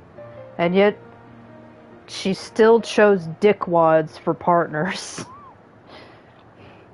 'Twas that love which gave her child strength to endure the scorn of other younglings. That little girl, bless her heart, she couldn't help what she was. Eventually she won them over, but those first few years were trying, even more so when she had to start fending for herself. I remember days she spent standing on the walls, raven black hair flowing in the wind, staring out, as if searching for her mother's face in the mist.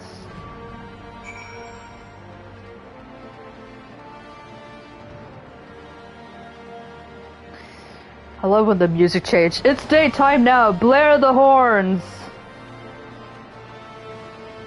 I'm just gonna teleport up there. Not taking stairs.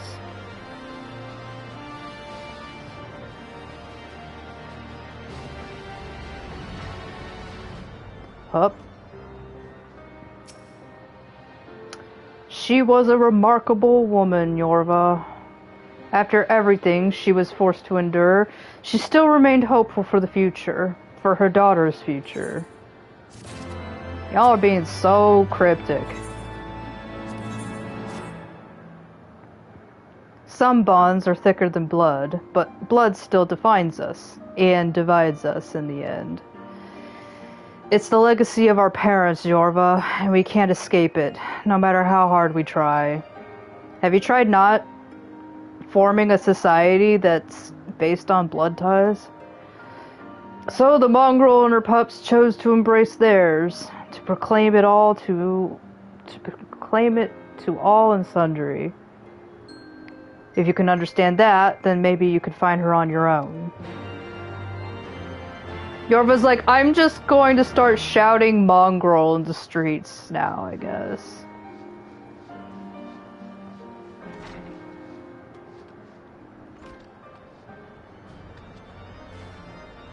She's like, are you gonna jump? I'm gonna do it first. He's just like, she did that. Still looking for your mongrel? Like I said before, take your pick. Plenty around if you know where to look. Or did you fancy someone specific?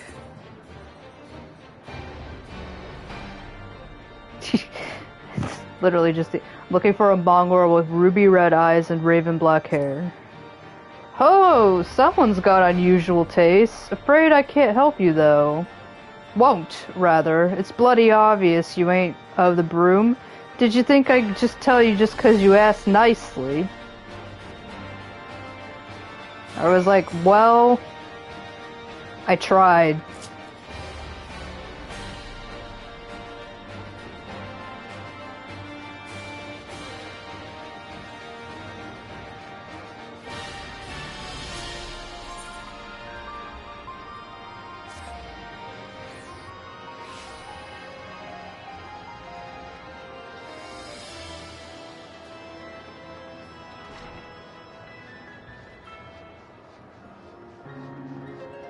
Yorva's gonna walk up to Alfino like, I guess we better just quit this quest line, Alfino. Have you made any progress, Yorva? Absolutely not.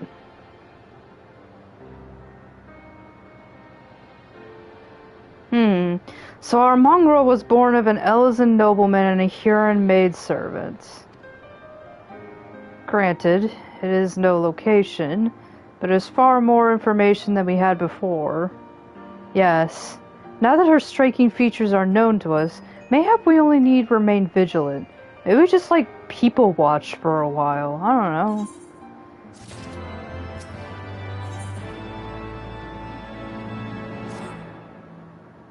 There must be a way we can draw the mongrel out into the open.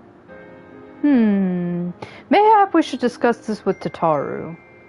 Speaking of which, where is Tataru? She's usually on the bar. Just like dancing.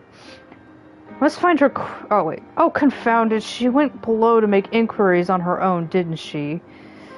Well, we must find her quickly, Yorva. I have a premonition that this is not going to end well. It's never good when somebody goes down below to the party room and does not come back.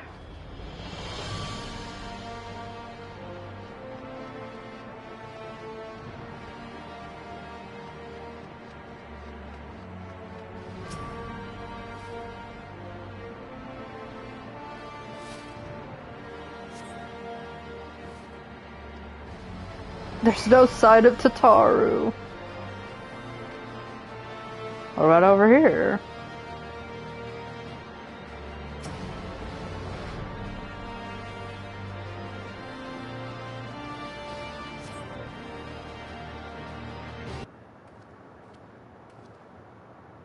She must be around here somewhere. I take it you have no luck either. I have barely glanced in two directions, Alfino. I guess she's not here. Oh, how convenient.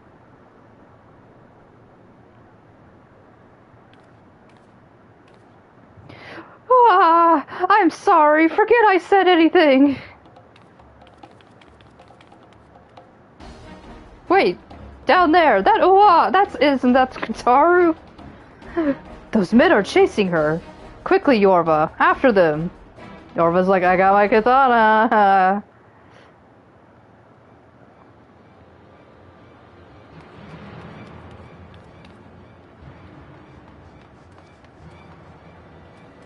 Where do you think you're going, missy? I'm sorry, I didn't mean to offend. What's going on here? What's it to you, boy? Piss off. Nobody tells him to piss off. Hold on. I've seen them around. Only me. They're in and out the house 4 Tom's Manor all the time. Oh, I see. Skulking about at your highborn master's bidding, eh? Bloodhounds hoping to catch a whiff of heresy, is that it? You are quite mistaken, I assure you. We came here to help. And if you know what's good for you, you will let us pass. Haha! Listen to the pups yapping. Come here, boy. I'll give you cause to yelp.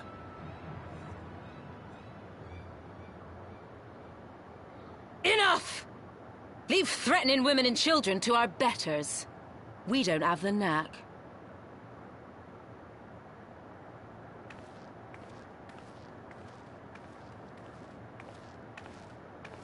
Hilda! Ishgar's top lesbian. Lay a finger on the Blue Blood's pups, and you're like to lose the hand.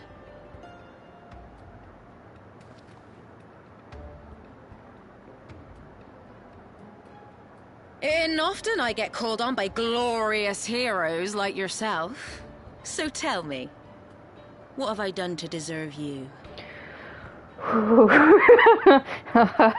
Yorva's like, I can't talk. Alfredo, help me.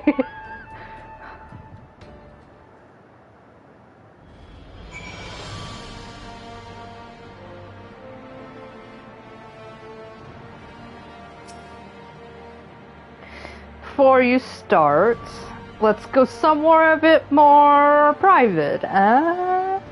The Forgotten Knights say. You know, the only bar in town, like... And it's so private. Alvino's like, I guess. Sure. Ah, finally. Ishgard's most horribly underused character, unless you do the Machinist questline, where she shows up quite a bit. But I swear, Hilda steals everybody's woman in this game. Mostly Stefanovin's, but Stefanovin is asexual, so... He was maidenless to begin with.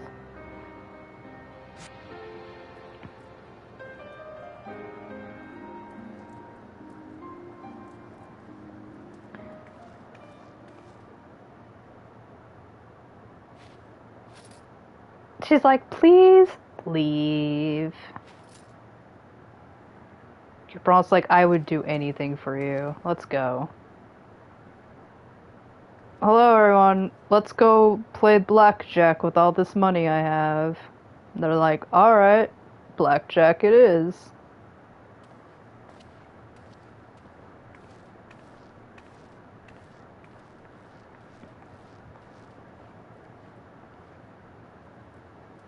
Yorva's like, that was really hot of you. Like, really?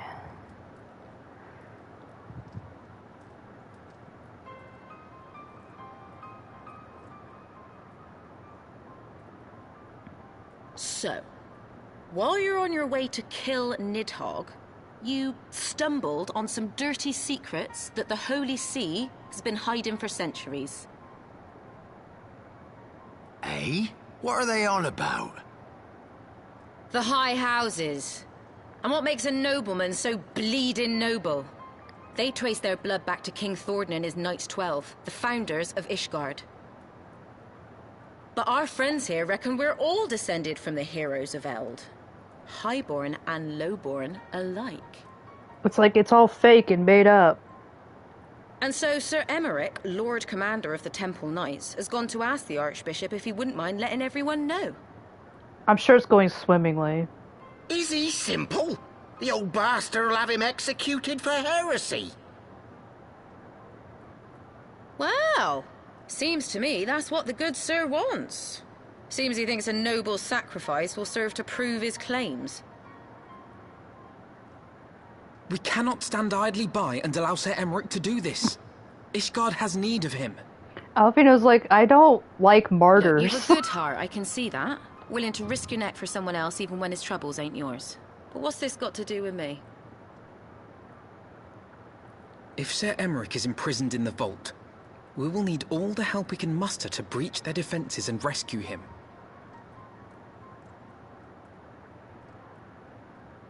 We want anarchy. And they're like, anarchy, you say? What in the hell's... And here's anarchy.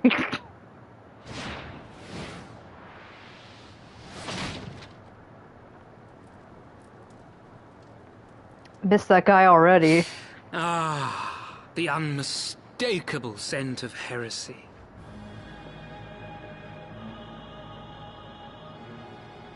It's like the closest thing to the Joker we'll get. Here? The honored guests of House Fortom consorting with the Queen of Rats.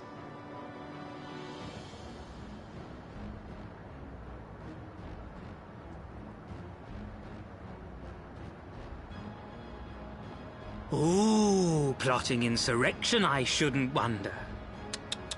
That won't do. Sickness is wont to fester and spread. It must be burnt out ere the infection takes hold. I reckon Sir'd be happy to wield the irons himself. Well, so happens I've got irons of my own. It's very hot of you. Yorva's like, oh, she's got a gun. What if I had a gun and a katana? Such simple creatures, Rat. Oops, I must have hit something. Let us step outside, milady. Yorva's like, shut up. In here, your toys could hurt someone.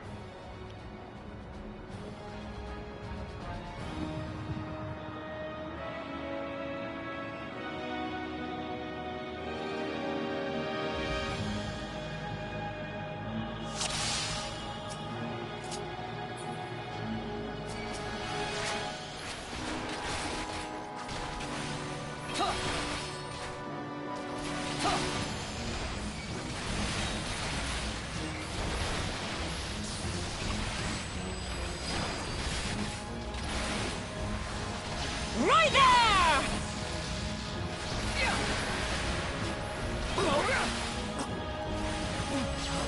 I'm just gonna stand in the fire, it's fine.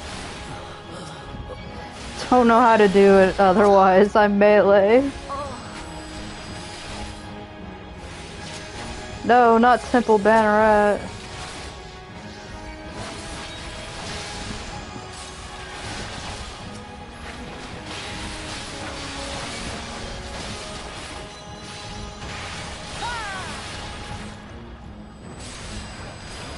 I may have talked on about this on the last stream, but Sir Sharber, who we're fighting right now, he has extensive backstory that can be found on the lodestone.com in a short story. Oh, Alfino's about to do his super move. He has Ruby Carbuncle.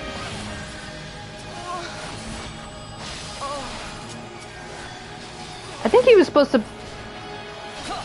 pull out Obsidian Carbuncle, which, you know, is not a carbuncle you can actually have in the game, but I think now he, oh, now Hodgefon is here. He's like, what are you guys doing without me?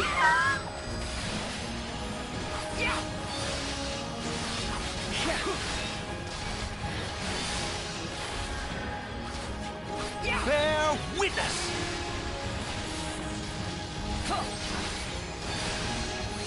Halone, guide my sword!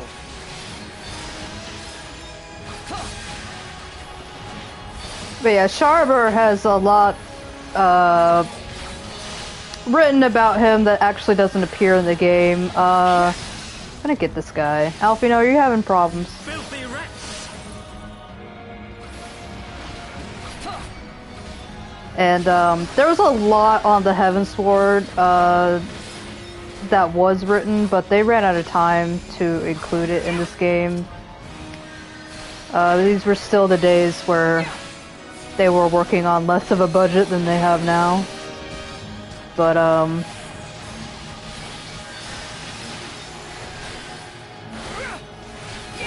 Sir Sharber, I believe, burnt down an entire orphanage that he grew up in. Like, he's just one of those guys. He's the...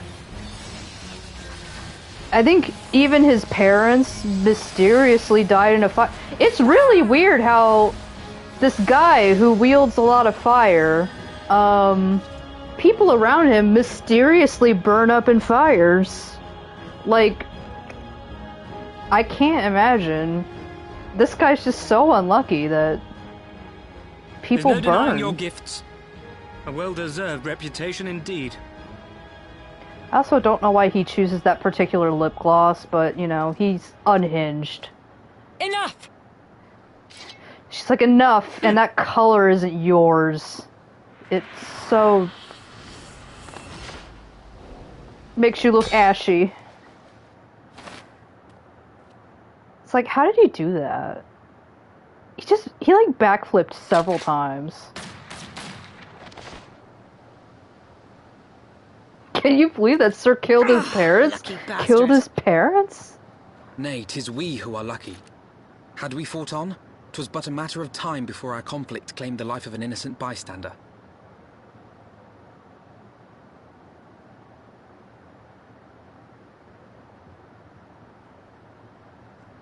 I thought the Heavensward might come here as well. You're a smart They cookie. came to the Temple Knights' headquarters. I mean, why wouldn't they? Aye. Sir Grinno announced that the Lord Commander had been imprisoned under suspicion of heresy, and that the Heavensward had been granted full authority in his stead. Oh, I'm sure everybody likes having Sir Grinno around. Those still loyal to Sir Emmerich answer to me. Alas, that amounts to but half our number. The other half, who opposed his promotion to Lord Commander, have gathered at the vault as ordered. They're like, oh no, Aymeric was a good boss. We're not fucking letting that go. If I didn't know any better, I'd say you were expected. I take it you're in charge around here? Hilda. And yes, the young master was just persuading me to join his lost cause. Convincing little beggar, isn't he? Hilda's like, I don't know about this cause of yours. And then Lucia shows up and she's like, oh, wait a minute. Your passion moved me. A bit. That, and the fact that we're sick of living off the leavings of our betters. If you've a mind to change things around here, then we've a mind to join you. Yorva's like, we should have led that the fact that we have a hot lady knight. Hilda's like, I don't know. And we're like, Lucia's in. And she's like, Lucia, you say? Lucia will owe me a favor? There's like so many people here. I never liked him, not since his days as an Inquisitor. He took far too much pleasure in his work. Yeah, like, everybody knows that Sir Sharber, like, loves burning people at the stake, and they're like, like... Time is of the essence, Yorva. We must move quickly before they discern our intent. I think they've already have, like... I had not reckoned with the Temple Knights' involvement, or I had not reckoned... You'd not factored in, is that what you mean? I had not reckoned with the Temple Knights' involvement? Not as enemies, at any rate.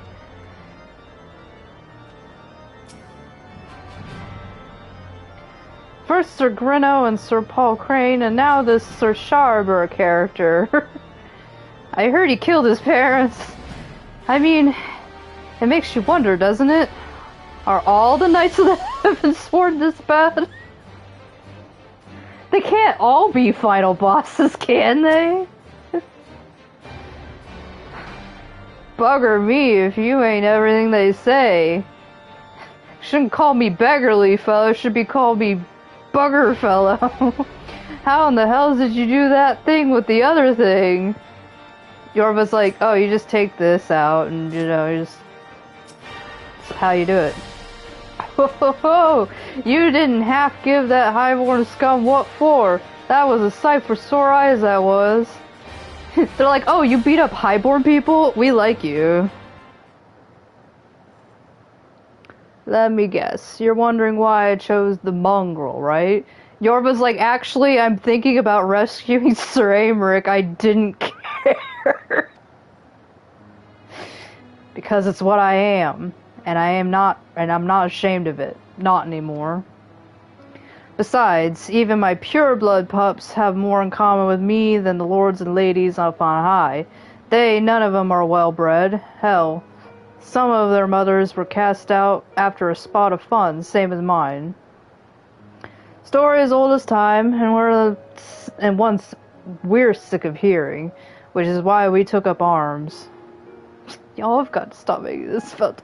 Yorva's like, Alvino's still bothering me about puppy play thing, and I don't want to explain it to him. Like, it's best that he doesn't know. Not that we mean to hold all the blue bloods into account. Some have done us right by us, I'll allow, like them House Halinar. But enough talk. Your friend's still rotting in a cell. Let's not keep him waiting. I'm sure he's fine. I'm sure everything's fine.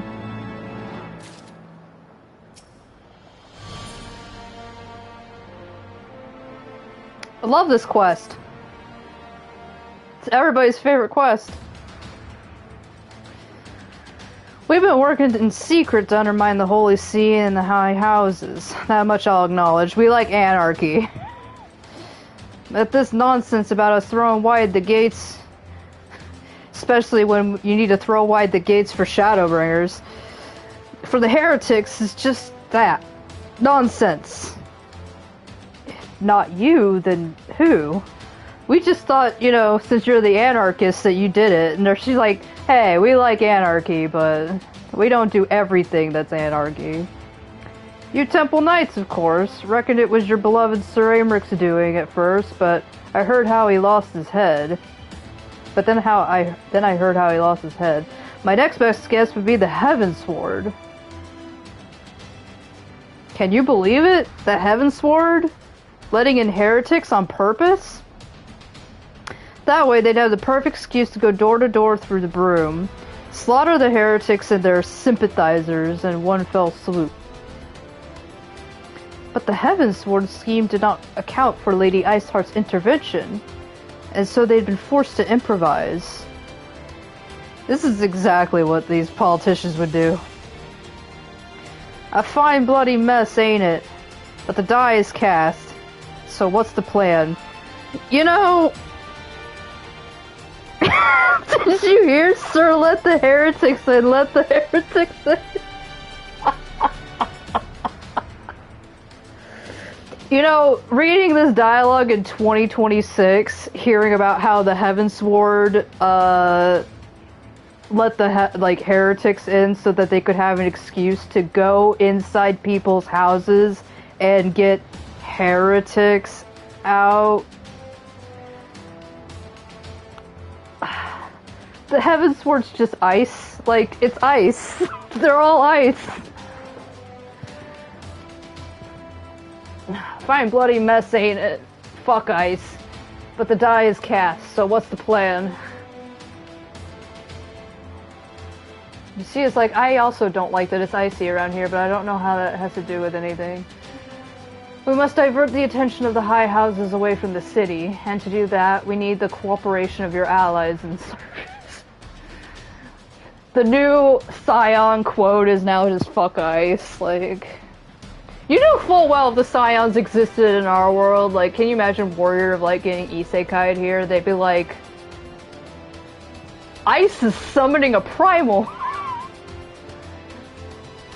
And what makes you think I have friends in high places? Oh, we're not looking for high places, we got friends in low places.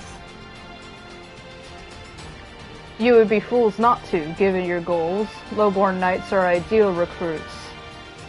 Most swore fealty only out of desire for a better life. If offered an opportunity to shed the yoke and live for themselves, who among them would not at least be tempted to take it?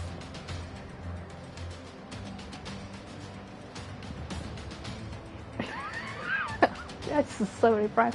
No, that's exactly what's happening in America right now. Like, there's weird worshipy things. All we need is the crystals, and a primal would be summoned.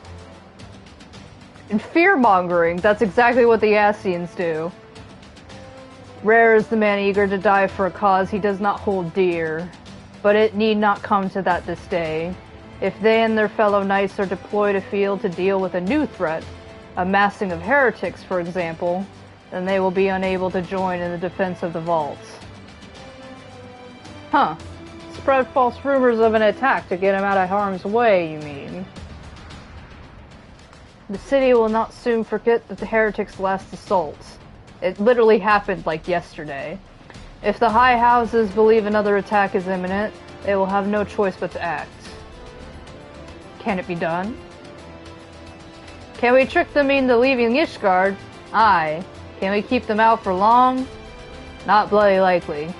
Make sure you're ready before I send word, because you won't get a second chance at this. And it is decided. To the vault! Nothing bad will happen there. The Archbishop must be held to account. We'll punish him so hard. And the Lord Commander granted his liberty. Sir willing to die for a cause he does not hold dear seems pretty willing to die for a cause he does not hold dear. This is also the new catchphrase of this episode. I kept saying, with all the falsehoods and lying that's going on, I kept saying earlier, like, do you promise? Like, surely nothing bad will happen. Do you promise? This war will end once Nidhogg is dead. Do you promise? Hearken to me, everyone. We have two objectives. One, to pick up some Windies. Two, rescue Aymeric. And then we're gonna apprehend the Archbishop. We will therefore divide our forces into two parties. Estini and I will make ready to breach the underground jail and search for the Lord Commander. We will not move, however, until the second party has entered the vault. I speak of your party, Warrior of Light, together with Lord Hwachafon and Master Alfino, because you need a tank and a healer. Don't look at me like you need a tank and a healer.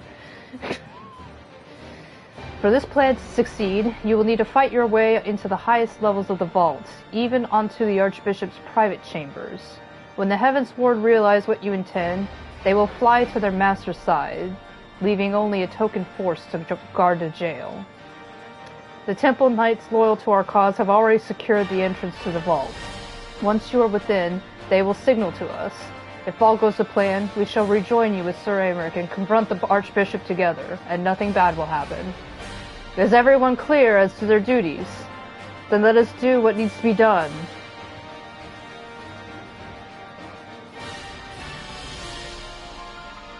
Tatar's like, oh, hold on. I think we got enough time for the vault. It was just a little under an hour. Because, you know, nothing bad will happen. Nothing bad. It'll be fine.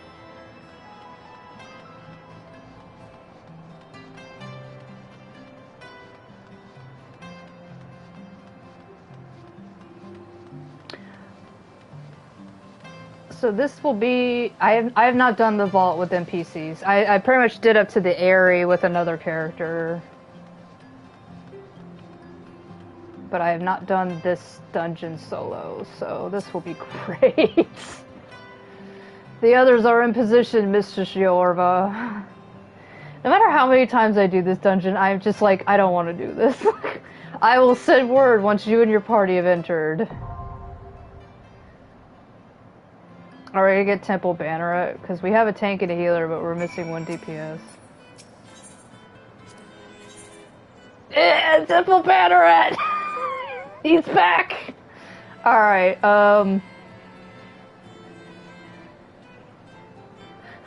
I like to just like with the Aerie. So, Kate, earlier we had 2 randos, and with the Aerie, it was like, Estini and I are like, hey, you want to come with us? They're like, yeah, sure, what are you doing? We're like, we're gonna kill Nidhogg, and they're like, oh. I guess I'm free? This poor random NPC is like, I'm sure nothing bad will happen.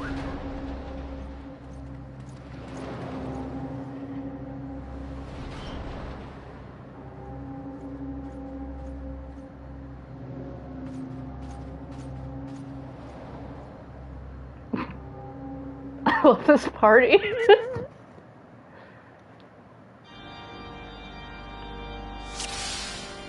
They're like, yeah, we need one more DPS for our party. You want to join? And this guy's like, yeah, sure. He looks so young. We are gonna traumatize these nameless NPCs.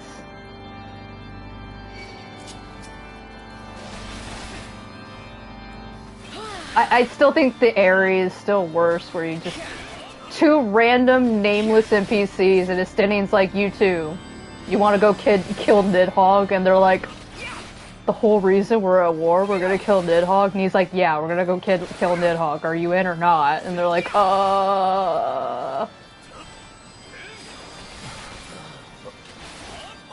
At least this guy, you know, this Temple Banneret's like, no, Aymric's like, I am not going back to working at Wendy's. Like, Aymric's the best boss ever.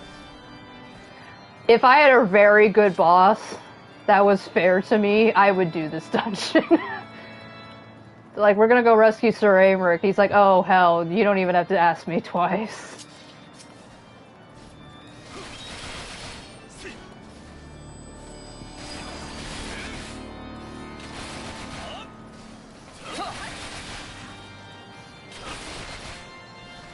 Like, Sir Aymric actually cares if I want to take family leave. He allows not just maternal leave, but also paternal leave as well. I shall show you something special. Yeah, if my boss offered paternal leave as well, I think I'd like, again, I'd be like, yeah, I'll fight a bunch of knights. Let me at him.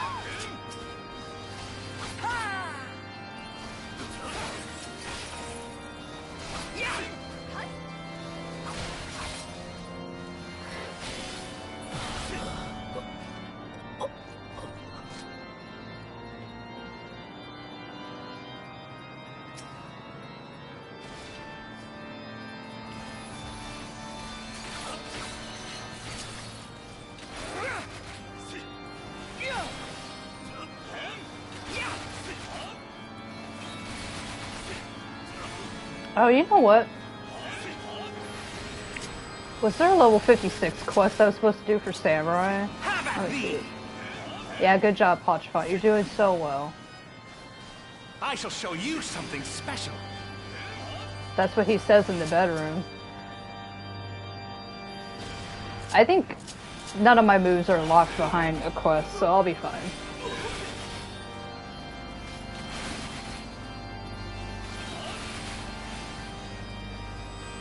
The absolute paranoia, where you know that some of your movesets are locked behind a quest. And, you know, you level up so fast nowadays that, like, you're really bound to... I mean, I wouldn't even be surprised if somebody accidentally skipped half of their class quest because... I don't like that Hachafont just has a line that just says, come. That's just all he says.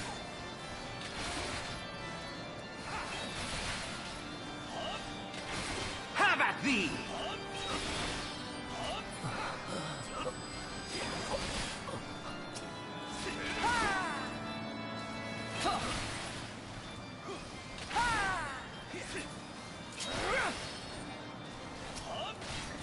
But, the reason why I'm also paranoid about my movesets is that I don't know Samurai well enough to feel like if something's off.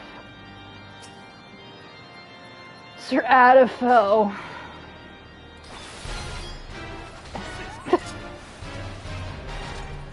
He is pent up because nobody's He's not allowed to tell anybody about the puppy play. Alfino is still like, I still don't understand anything about this puppy play. And Yorva's like, you are forbidden to say a single thing, Hodgepodge. If you say anything at all.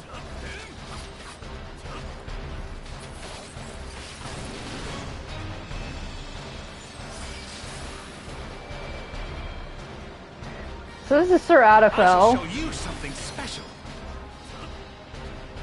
I shall show you something special. Again, a lot of these sound like bedroom lines.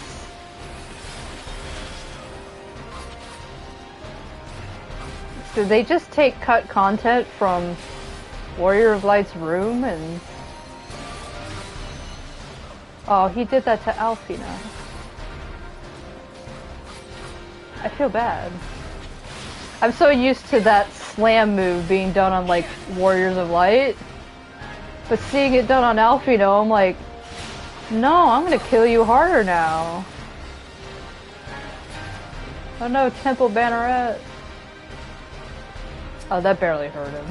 He's just like the squeaky horn, like, eh. He's like, I'm fine.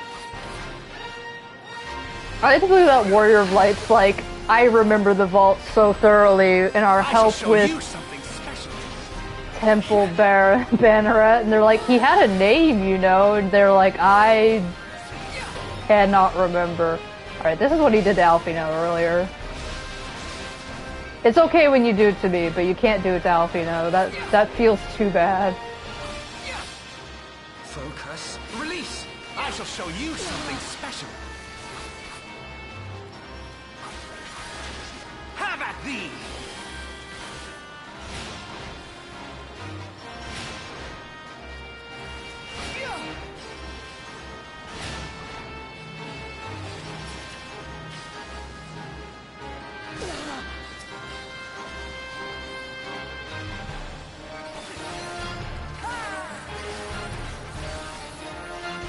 He finished.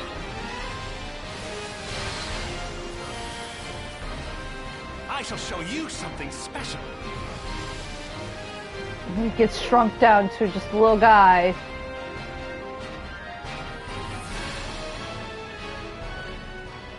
How did he transform into that monstrosity? And then Hodgepodge's like, I don't know, let's not think about it. It's probably not important how they have superpowers or something.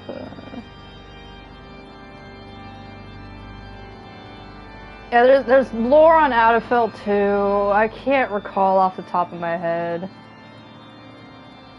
All of them have God, very questionable backgrounds. And if you read into all of them, you know that they're like handpicked by Thorin himself. Like, it's not coincidence that all of these Heavensward knights just fall into his lap or whatever. He actively like sought out these types of people in Ishgard to knight them.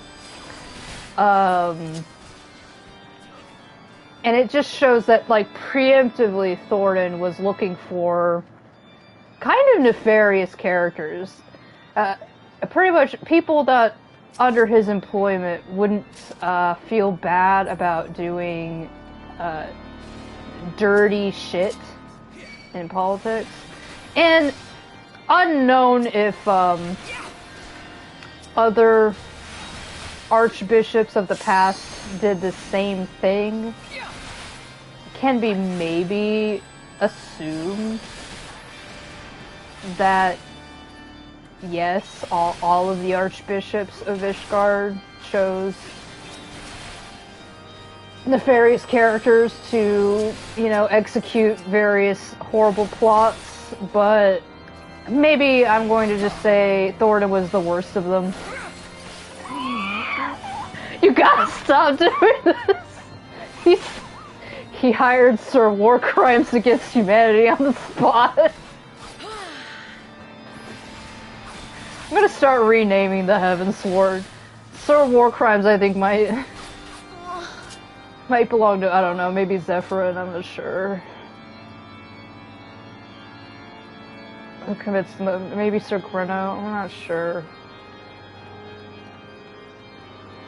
But yeah, the one thing about Heavensward is that, you know, if you're very interested in the plot, of course you might seek this out on your own, but the game will not give you a lot of this information because, again, they ran out of time and couldn't put it in.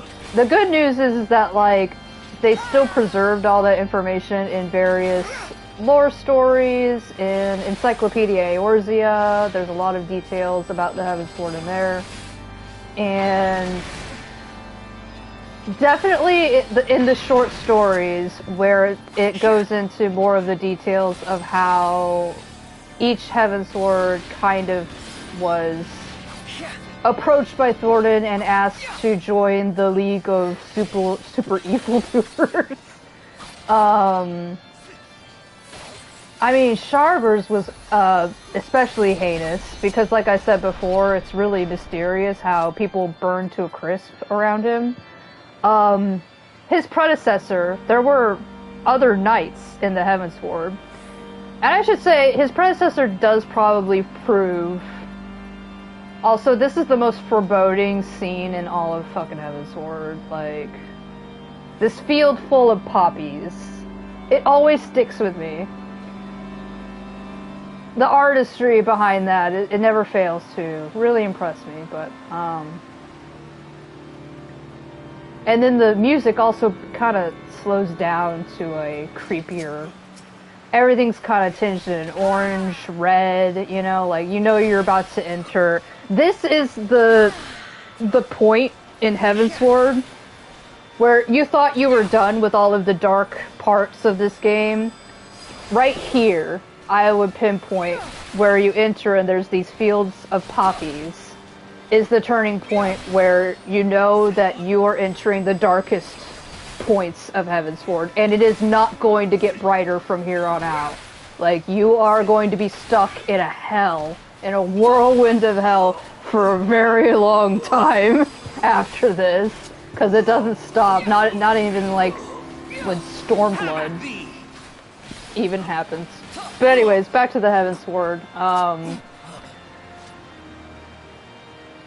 So, Sharber's predecessor was actually kind of a, you know, well-to-do guy. He was just a normal-ass knight in the employ of the Heavensward, you know? So, maybe it was that, like, previous Heavensward members really weren't all that bad, and it really was Thornton. We have no way of really knowing. But at least Sharber's, you know, predecessor, he kind of knew... Away with you! Something was up. Like, there was a direction that Heavensward was going in, and focus. He couldn't pinpoint it, but he knew something bad was going down. But he was an older gentleman, and he was on his way to retire, really. And Sharber came and met him, I believe, in the vault here, probably at the lower levels. And here's Sir Greno. Cut you to pieces! The way I can only describe Sir Greno is that he's literally nobody. He just is a brute who likes to fight. I think he got into a drunken brawl with Sir Paul Crane. Like, he's a drunkard and likes to... I like to also believe he's like a wife beater too. He's just an abuser. But he beat up Paul Crane in a drunken brawl or something, and then they're kind of friends now. I don't know. It's weird.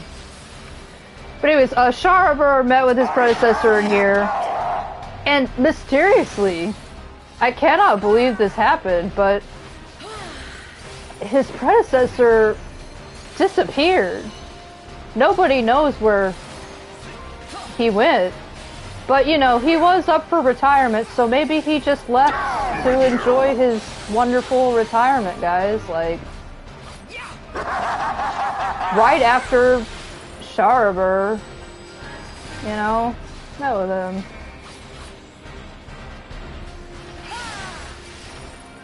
You know where I'm going. Are you talking about Sir Greno and Paul Crane?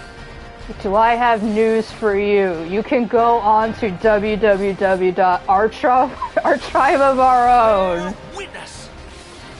If you're talking about Sir Grinno and Paul Crane like I'm thinking you are, do I have news for you?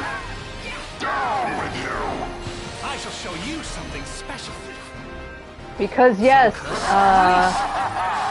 you happen to visit AO3, I believe there are a few works you can find. The realest rare pair of this goddamn series, though. Like, so I do remember when Heavensward was a little bit more relevant. There was a lot of Knights Heavensward fanfiction going around. Oops, I kind of that tank buster. Excuse me. Down with you! Alfino's like, please, this is like one of my first times healing. Like, I know I did some all, but that was not this. This has got to be a rough dungeon for him if all he had practice on was Psalm all. Alright. He's got to shrink down to just a little guy.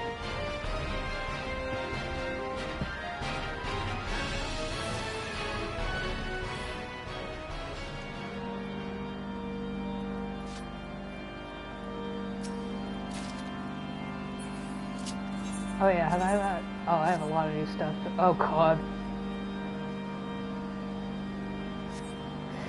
This looks, Can I... Am I allowed to... Oh, but I don't think I'm allowed to... I can't use glamour plates here.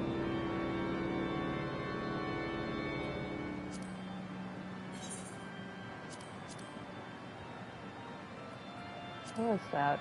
At least where this, a cutscene looks not so weird.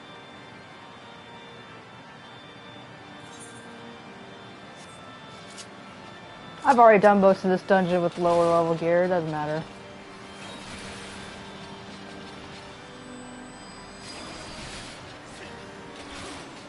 But yeah,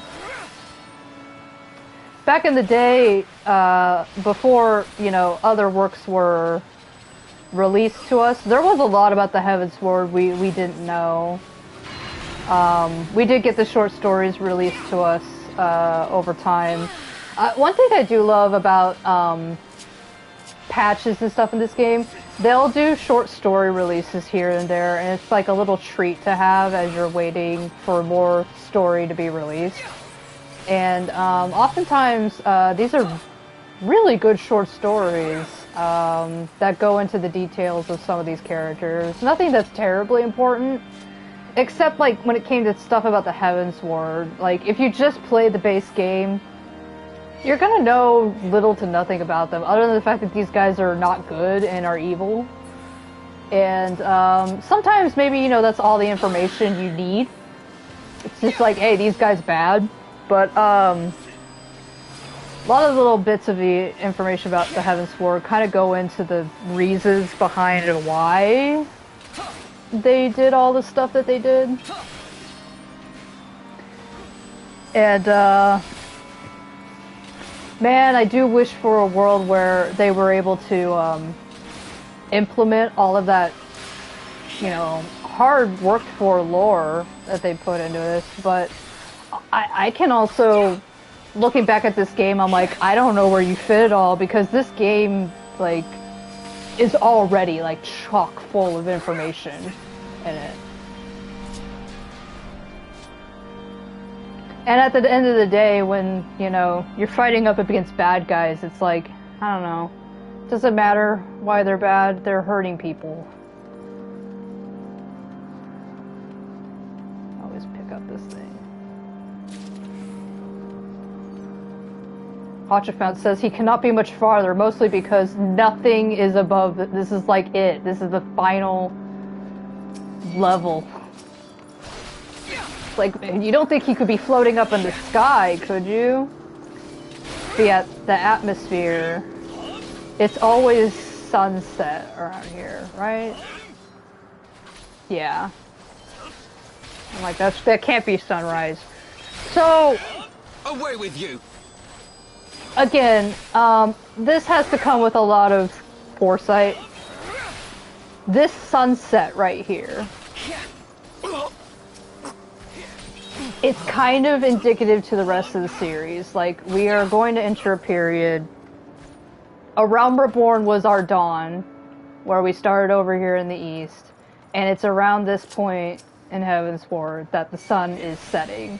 That was done on purpose. Like, it was not, you know, just a quirky thing. And again, it's not something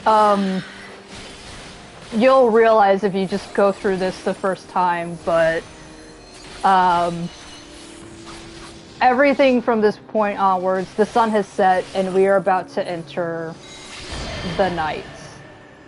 And while Realm Reborn did get dark, we did lose the majority of the Scions, and we still only have Alphino, Tataru, and Urianger, kind of. He's somewhere in the Spirit Halloween store.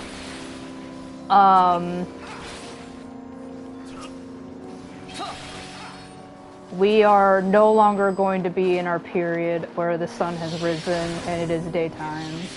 For the House of Leveilleur! Wow, that was a big boy proclamation there. Something special. I'm very proud of you. That was really epic, Alphino.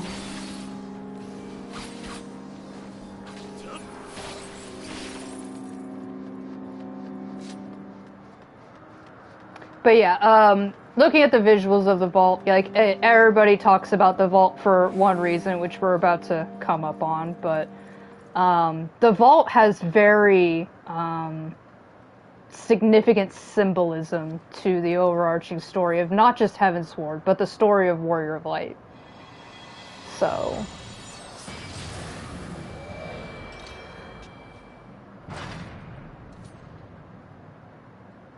it's extremely poetic that with the lighting, how orange and, you know, red everything is.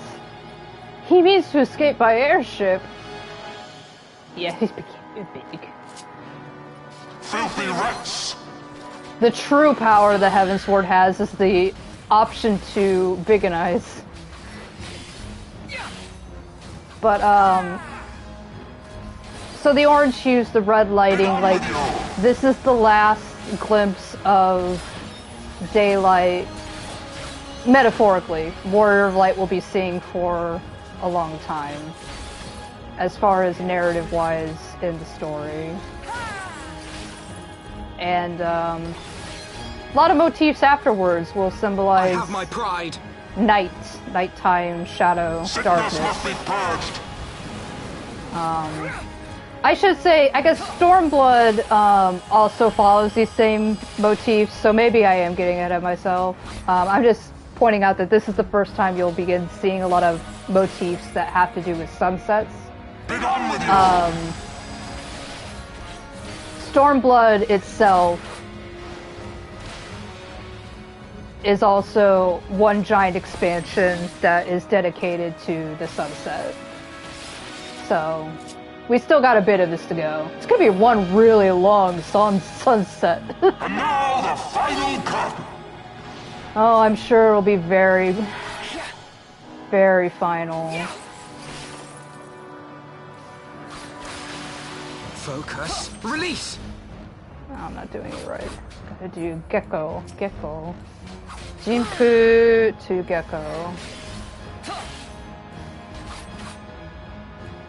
Finish that off. Simple Banneret, you're really throwing your weight around here. Thank you. Oh god, there's still more. Never mind.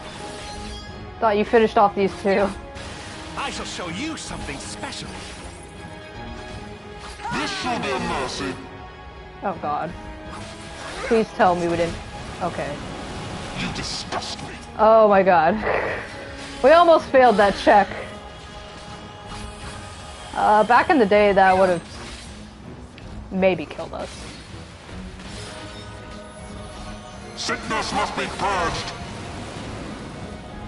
Yeah, this guy is so intent on burning out plague and sickness. Like, Get on with you! a little bit. For somebody who's so in need of a therapist, Sickness must be purged! he sure loves to purge out the sickness.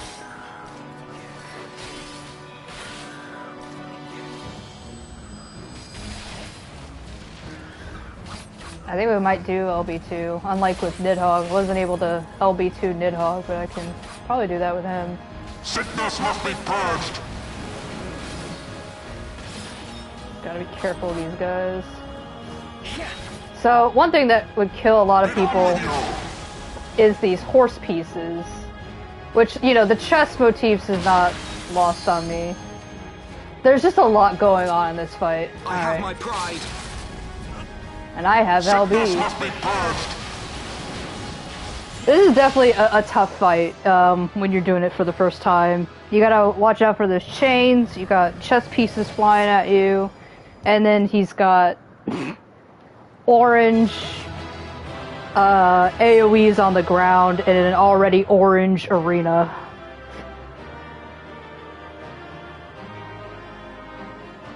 Oh, we're gonna just stand in the corner here.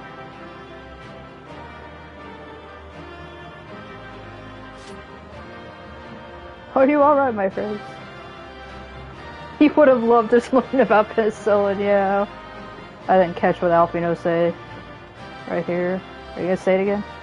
We must hurry! No, I want to stay here.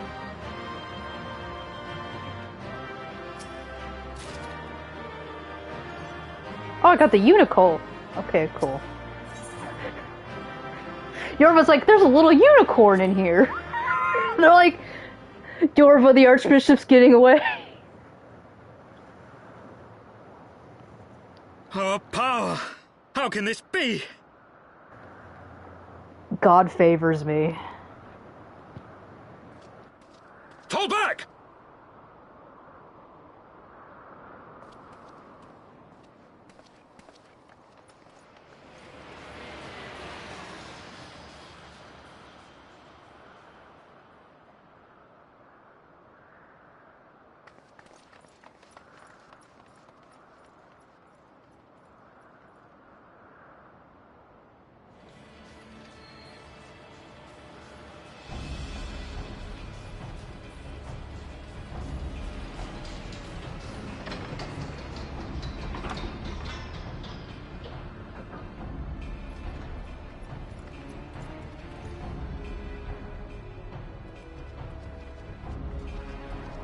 Hey, Rick, how's it going?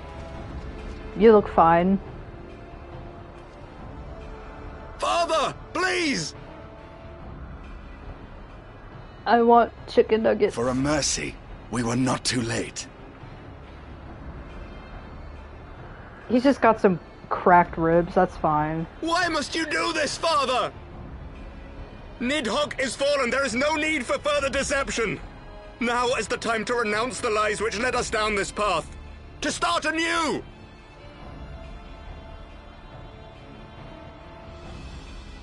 And tear down the very pillars of our society? Our history, our values, everything we have built over 1,000 years? A fool to the last. Rich people want to stay rich.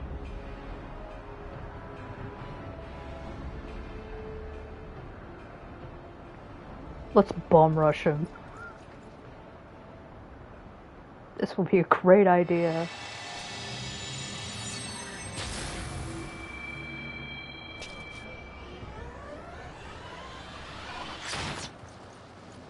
Look out!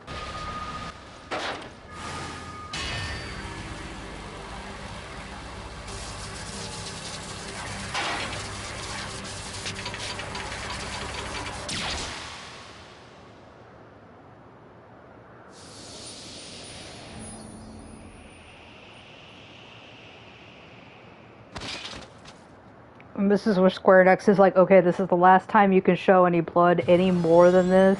We're gonna have to change the rating.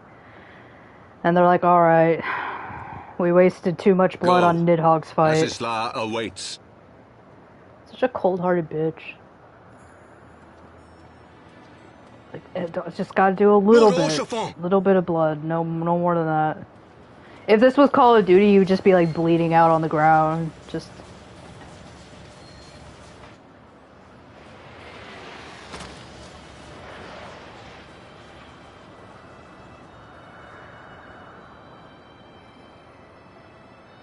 Now I realize that's the airship Sid was working on all this time. God damn it, Sid. If only you'd done a crappier job. It's no good. The wound is too deep. It refuses to mend. Well, I'm glad they addressed this, because we're all like, why don't we just have a healer do shit?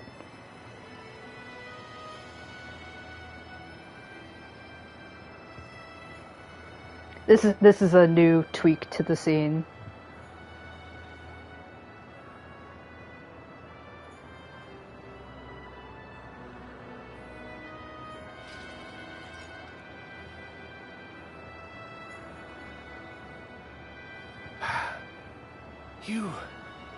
You are unharmed?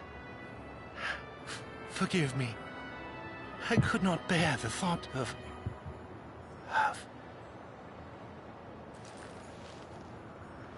Do not make me laugh during this scene. I'm sorry, Hot Chiffon. I still can't... Oh, do not look at me so. A smile better suits a hero. I promise, when Alfredo's older, I'll tell him about puppy play. He's like, yes.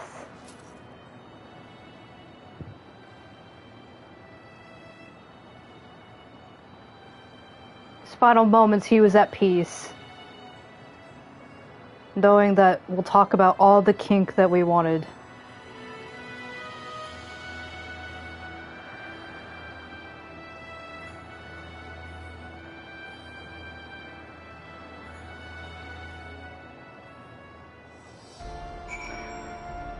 Yeah, so I'm sure if you look at the difference between Lark's and I's stream and this one, that scene was, I do remember knowing about that, but a lot of people said during that scene, like, why can't my healer warrior of light, who's in white mage garb, do anything about it? And so they have Alfino, who's obviously our healer of the group. He's just like, it's a magical wound. I mean, it's kind of glowing and everything, so that's why we can't do anything about it. But I'm just glad they put that little tidbit in, because honestly the scene before was self-explanatory enough, but that just kind of added a little bit of flavor that I think was really good. So bye, Hotchfont. Yeah, you would have loved Grinder. I mean, he would have invented it if it had not existed in this world yet. I know not what to say. I was that temple banneret who you'll never know the name of. The others, they are gathered at Forton Manor. I like that we didn't know this, like we weren't with the entire group. Yeah, like they really solidified by that tweak, like, okay, there is an explanation. Like, we didn't just sit there and let him bleed out, only to realize, like, oh wait, hey, I'm a healer. It's like, no, this isn't... Look, Alfino can heal all of our boo-boos inside the dungeon, but we don't have cutscene immunity, okay? The world wasn't ready for Grinder, that's why they had to kill him. Yeah... I like that more and more knights are just standing out here like, I've heard horrible news. Is this guy gonna say welcome? He's like, I'm never going to say that line again. The others are, please enter, Miss Ovasch. He just won't say his regular line. It's just not appropriate anymore.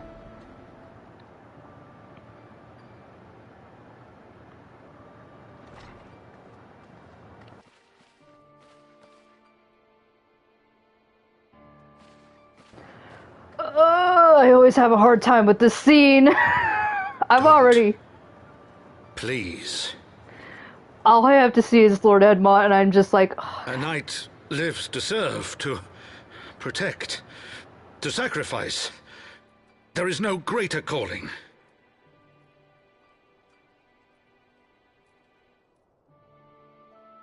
Leave me to mourn and give chase. For my son, and for the nation he loved. Go!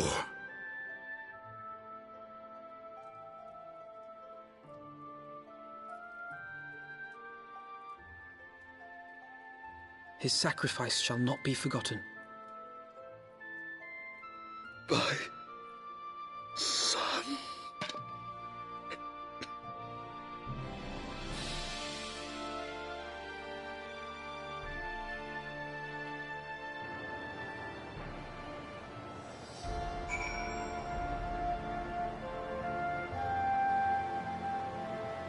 Like, I could get through a Hodgepodge scene, like, all the time, but I have a hard time getting through that scene.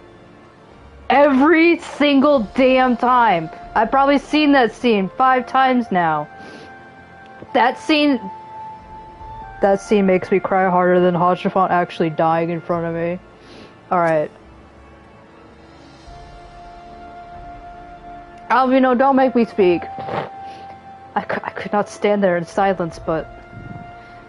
When all others had forsaken us, Lord Hodgepodge took us in, our beacon of hope in a world of darkness, and I'm not talking about that dungeon that you go through. He did his utmost to raise our spirits, so that we might face our troubles with courage, with conviction, so that we might face them as knights.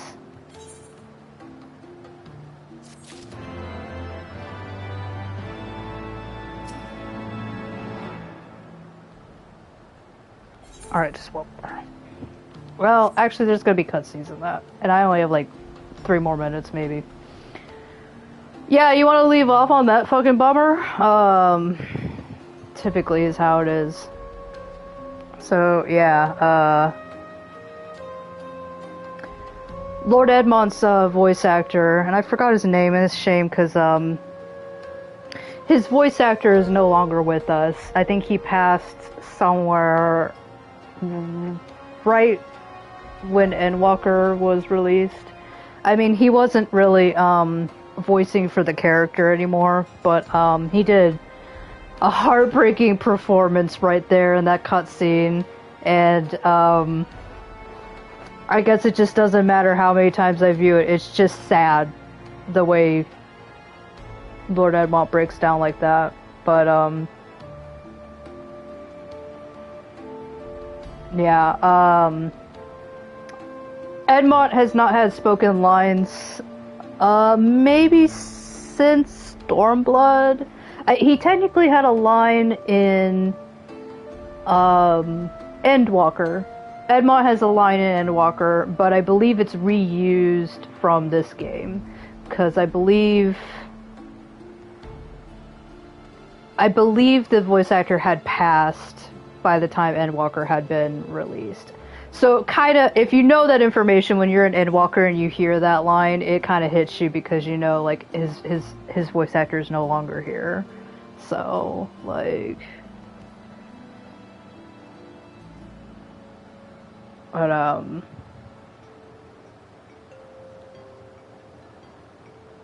I think fortunately his voice actor passed due to natural reasons. Unlike Yugiri's voice actor, which that one was horrible to learn about. And again, like, it's been 10 years. I still think about her from time to time because of her role as Yugiri, so... I just hope that, you know, a lot of their work is memorialized in games like these, you know, so...